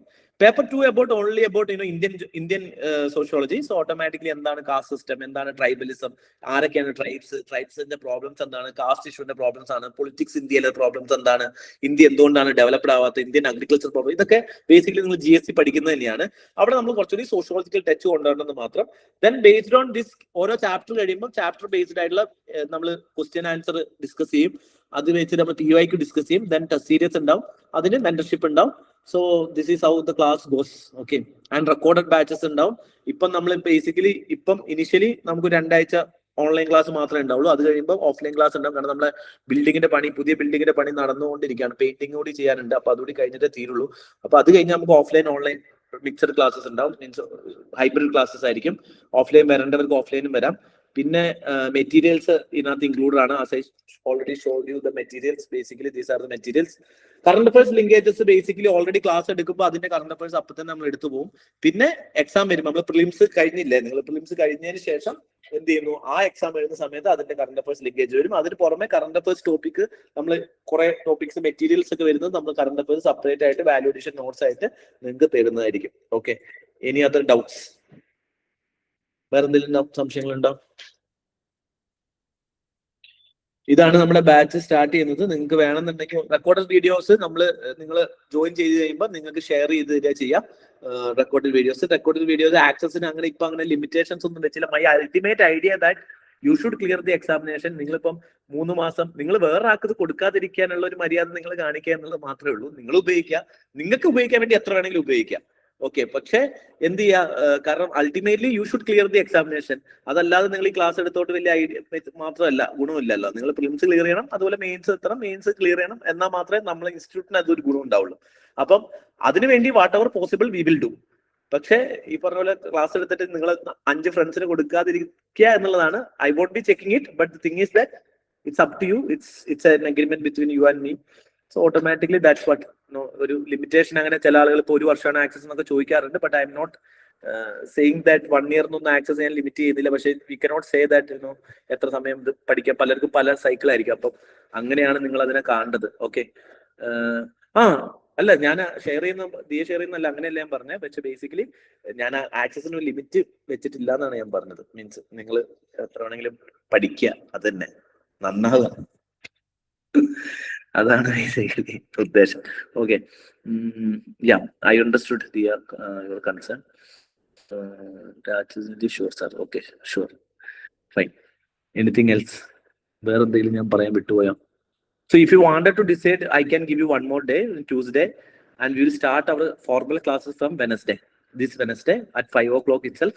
5 to 6:15 ഒക്കെ ആയിരിക്കും. നമുക്ക് ഫിലിംസ് വരെ കുറച്ച് ഇതുപോലെ പോവാം. ഒരു 1.5 hours ആ രീതിയിൽ പോവാം. സോ ദാറ്റ് ഫിലിംസ് പഠിക്കേണ്ട ആളുകൾക്ക് വേണമെങ്കിൽ തന്നെ ഇനി ക്ലാസ്സസ് കുറച്ചുകൂടി ഒന്ന് കംഫർട്ടബിൾ ആയിട്ട് കാണണമെന്നുണ്ടെങ്കിൽ you can watch it. So that is why Monday to Friday ആയിരിക്കും ക്ലാസ് ടൈമിങ്സ് വരിക. ശനി ഞായർ ക്ലാസ് ഇല്ല. വേറെ എന്തെങ്കിലും പറയാനുണ്ടോ? അപ്പൊ നിങ്ങൾ മീൻസ് ബേസിക്കലി ജോയിൻ ചെയ്യുന്ന ഇമ്മീഡിയറ്റ്ലി അറിയിക്കാൻ എനിക്ക് ഒരു കാര്യം എന്ന് വെച്ചാൽ മെറ്റീരിയൽ അയക്കാൻ ഒരു സാധനം ആണ് പ്രശ്നം. അപ്പൊ ഇമ്മീഡിയറ്റ്ലി പറയാം, അപ്പൊ തന്നെ മെറ്റീരിയൽ ഞാൻ ഇവിടെ അയക്കാം. ഓൾറെഡി ജോയിൻ ചെയ്ത എല്ലാവർക്കും മെറ്റീരിയൽ കൊടുത്തിട്ടുണ്ട്. I hope you all received the material, those who are already joined. That's it. Okay, ഇനി വേറെ എന്തെങ്കിലും സംശയം ഉണ്ടോ? 2028 ചെയ്യുന്നത്. I will there will be any updation till that time. See, basically സോഷ്യോളജിന്റെ എല്ലാ ഭാഗവും സ്റ്റാറ്റിക് ആണ്. അത് നമ്മൾ എവിടെയാണ് പേപ്പർ 1 മൊത്തം സ്റ്റാറ്റിക് ആണ്. പേപ്പർ 2 3 സെക്ഷൻസ് ആണ് സിലബസ്. ABC എന്നാണ് സിലബസ്. ഇതിനകത്ത് C സെക്ഷൻ ആണ് കുറച്ചുകൂടി കറണ്ട് അഫയേഴ്സ് ലിങ്കേജ് ഉള്ളത്. അതിൽ പേപ്പർ 2 തന്നെ വളരെ, അതായത് 50 മാർക്കാണ് basically current affairs linkages sociology paper 2 അത് സോഷ്യോളജി ശരിക്കും അറിയാത്ത വരുമ്പോഴാണ് നമ്മൾ ഇതെല്ലാം കറണ്ട് അഫയേഴ്സ് ആണെന്ന് വിചാരിക്കുന്നത്. അതായത് സെക്ഷൻ C ആണ് കറണ്ട് അഫയേഴ്സ്. അതിന് ലിങ്കേജസ് നമ്മൾ അവിടെ നിങ്ങൾ പ്രിലിംസ് പാസ്സാകുമ്പോൾ you will be in to mains ബാച്ചിലേക്ക് നിങ്ങളെ മാറ്റും ഞാൻ, പ്രിലിംസ് പാസ്സായി കഴിയുമ്പോൾ. അപ്പം ആ മെയിൻസ് ബാച്ചിൽ അതെല്ലാവർക്കും ഫ്രീ ആണ്. നമ്മളെ PCM എടുക്കുന്ന എല്ലാവർക്കും, PCM ഇൻ ദ സെൻസ് നമ്മുടെ സോഷ്യോളജി ഓപ്ഷണൽ ക്ലാസ് എടുക്കുന്ന എല്ലാവർക്കും നിങ്ങൾ മെയിൻസിന്റെ ടെസ്റ്റ് സീരീസും മെയിൻസിന്റെ മെന്റർഷിപ്പും മെയിൻസിന്റെ വാല്യൂഡേഷനും ഒക്കെ ഫ്രീ ആയിരിക്കും. അൾട്ടിമേറ്റ്ലി ലൈഫ് ടൈം നിങ്ങൾ എപ്പം പാസ്സാവുന്ന അപ്പം തൊട്ട് നിങ്ങൾ ഫ്രീ ആയിരിക്കും. കാരണം ഈ ultimate idea you should clear this examination. So that's why. So അപ്പം നമ്മൾ വീണ്ടും അപ്ഡേറ്റ് ചെയ്യും കേട്ടോ, കറണ്ട് അഫയേഴ്സ് ഒക്കെ അപ്ഡേറ്റ് ചെയ്യും കേട്ടോ. Not making separate during lecture ചെയ്യണം, or not provided. So everything is provided inside this notes. പിന്നെ ചില സാധനങ്ങൾ ഞാൻ ചിലപ്പോൾ ക്ലാസ്സിൽ ഇപ്പം എന്ത് ചെയ്യുന്ന വെച്ച് കഴിഞ്ഞാൽ ഇപ്പൊ പറഞ്ഞില്ല, ഇപ്പൊ ഈ നോട്ട്സിൽ ഇല്ലാത്ത ചിലപ്പോൾ പുതിയ തിങ്കേഴ്സിനൊക്കെ നമ്മൾ റിസർച്ച് ഒക്കെ ചെയ്ത് വീണ്ടും കൊണ്ടുവരും ഒരു വാല്യൂഡേഷനൊക്കെ വേണ്ടിയിട്ട്. അപ്പൊ അത് ചിലപ്പോൾ നോട്ടിൽ ഇല്ലാന്നുണ്ടെങ്കിൽ അങ്ങനെ 1-2 തിങ്കേഴ്സ് ഒക്കെ നിങ്ങൾക്ക് എഴുതേണ്ടി വരും. അതിന് വേണ്ടിയിട്ട് ബേസിക്കലി ഇപ്പൊ ബുക്കിൽ എന്ത് ചെയ്ത് വെച്ച് കഴിഞ്ഞാൽ ഒരു ചാപ്റ്റർ കഴിയുമ്പം നമ്മൾ അതിന് വേണ്ടിയിട്ട് ഒരു സ്പേസ് ഞാൻ ഇട്ടിട്ടുണ്ട്. കണ്ടാ, ഒരു സ്പേസ് ഇട്ടിട്ടുണ്ടാവും. നോട്ടിനുള്ള സ്പേസ് ആണ്. ഈ 2 പേജിൽ എഴുതാനുള്ള, മാക്സിമം പോയി കഴിഞ്ഞാൽ 2 പേജിൽ എഴുതാനുള്ള സാധനം ഉണ്ടാവുള്ളൂ. അവിടെ നിങ്ങൾ കുറച്ചുകൂടി ആഡ് ചെയ്യാം. പേപ്പർ 2 വരുമ്പോൾ ഞാൻ കുറച്ചുകൂടി നോട്ട്, ലെക്ചർ നോട്ട് തരാറുണ്ട്. അതെന്താ വെച്ചാൽ പേപ്പർ 2 കുറച്ചുകൂടി എന്താണെന്ന് വെച്ചാൽ ഇന്ത്യൻ സോഷ്യോളജിക്കൽ സ്റ്റൈലാണ്. അത് നമുക്കൊരു ഇൻഡിവിജ്വൽ സ്റ്റൈൽ അതിനകത്ത് വരണം. അപ്പൊ പേപ്പർ 2 ബുക്സ് നിങ്ങൾക്ക് ഉണ്ട് ഇഷ്ടം പോലെ കണ്ടിട്ട്, അതിന് പുറമെ ഞാൻ ചില സാധനങ്ങൾ ഡിക്റ്റേറ്റ് ചെയ്യാറുണ്ട്. Otherwise only need is that നിങ്ങൾ ഈ പേപ്പർ ബുക്ക് മാത്രം പഠിച്ചാൽ മതി. ബുക്കിൽ മാത്രമേ ഉള്ളൂ. എവിടെയെങ്കിലും ഒരു ചില സാധനങ്ങളിലൊക്കെ ഈ പറഞ്ഞ പോലെ ചെറിയ കാര്യങ്ങളൊക്കെ ഞാൻ ചിലപ്പം ബുക്കിൽ ഇല്ലാത്ത കാര്യങ്ങൾ പറയും. അപ്പം അത് ഞാൻ പറയാം നോട്ട് എഴുതാൻ. അതല്ലെങ്കിൽ it's like it is there, comprehensive ആണ്, എല്ലാം അതിനകത്ത് തന്നെ ഉണ്ട് കേട്ടോ. ഓക്കെ, വേറെ എന്തെങ്കിലും സംശയം ഉണ്ടോ? Class complete. Class it was an holistic, very informative. Thank you holistic growth. Okay, holistic growth was Gayathri. Okay. പിന്നെ സുരഭി സാർ, ക്ലാസ് എപ്പോഴാണ് കംപ്ലീറ്റ്? ക്ലാസിന്റെ കംപ്ലീഷൻ ടൈം ഇപ്പൊ ഇനീഷ്യലി നമ്മൾ പ്രിലിംസ് പഠിക്കുക പിള്ളേരുള്ളതുകൊണ്ട് അവരുടെ സമയം അധികം കളയാത്തതുകൊണ്ട് ഇനീഷ്യലി ഒരു 1.25 മണിക്കൂർ ആ ഒരു ലെവലിലാണ് പോകുന്നത് ഈ ബാച്ച്. അതുകൊണ്ട് ഈ ക്ലാസ് തീരാൻ വേണ്ടിയിട്ട് ഒരു 5 month പീരീഡ് എടുക്കാം. കാരണം അല്ലെങ്കിൽ 2 മണിക്കൂറാണ് ക്ലാസ് വരിക. പക്ഷെ ഈ പ്രിലിംസിന്റെ ഈ സമയം ആയതുകൊണ്ട് കുറച്ച് ക്ലാസ് എടുത്ത് കഴിഞ്ഞാൽ പ്രിലിംസ് കഴിയുമ്പോഴേക്കും ഒന്ന് ഫാസ്റ്റ് ആക്കി, മീൻസ് ക്ലാസ് 2 hours മാറും. അതുകൊണ്ട് കുറച്ച് സമയം എക്സ്റ്റെൻഡ് ചെയ്യും. അത് ഈ Monday to Friday. പിന്നെ I am also including some holidays will be there അല്ലെ. ഇപ്പം വിഷു വരും, ക്ലാസ് ഉണ്ടാവില്ല. ഈസ്റ്ററിനൊന്നും ക്ലാസ്, ദുഃഖവെള്ളിക്കൊന്നും ക്ലാസ് എടുക്കുന്നത് ഭയങ്കര തെറ്റാണ്, എടുക്കില്ല. അപ്പൊ അങ്ങനെയുള്ള ദിവസങ്ങളിൽ എടുക്കാൻ പറ്റില്ല. അപ്പം നമ്മൾ ഒഴിവാക്കുമല്ലോ. അങ്ങനെയൊക്കെ 5 മാസം വരെ പോവാം കേട്ടോ Surabhi.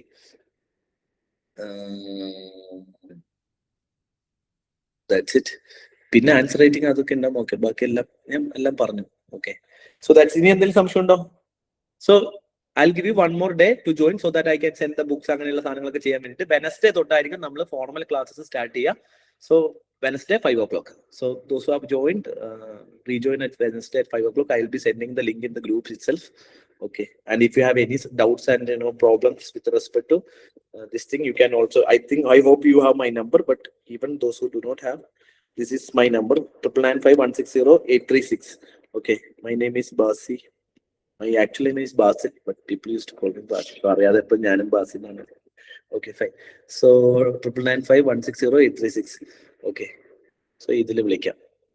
That's it. Thank you so much for participating. We'll see you in the class. Okay. Thank you.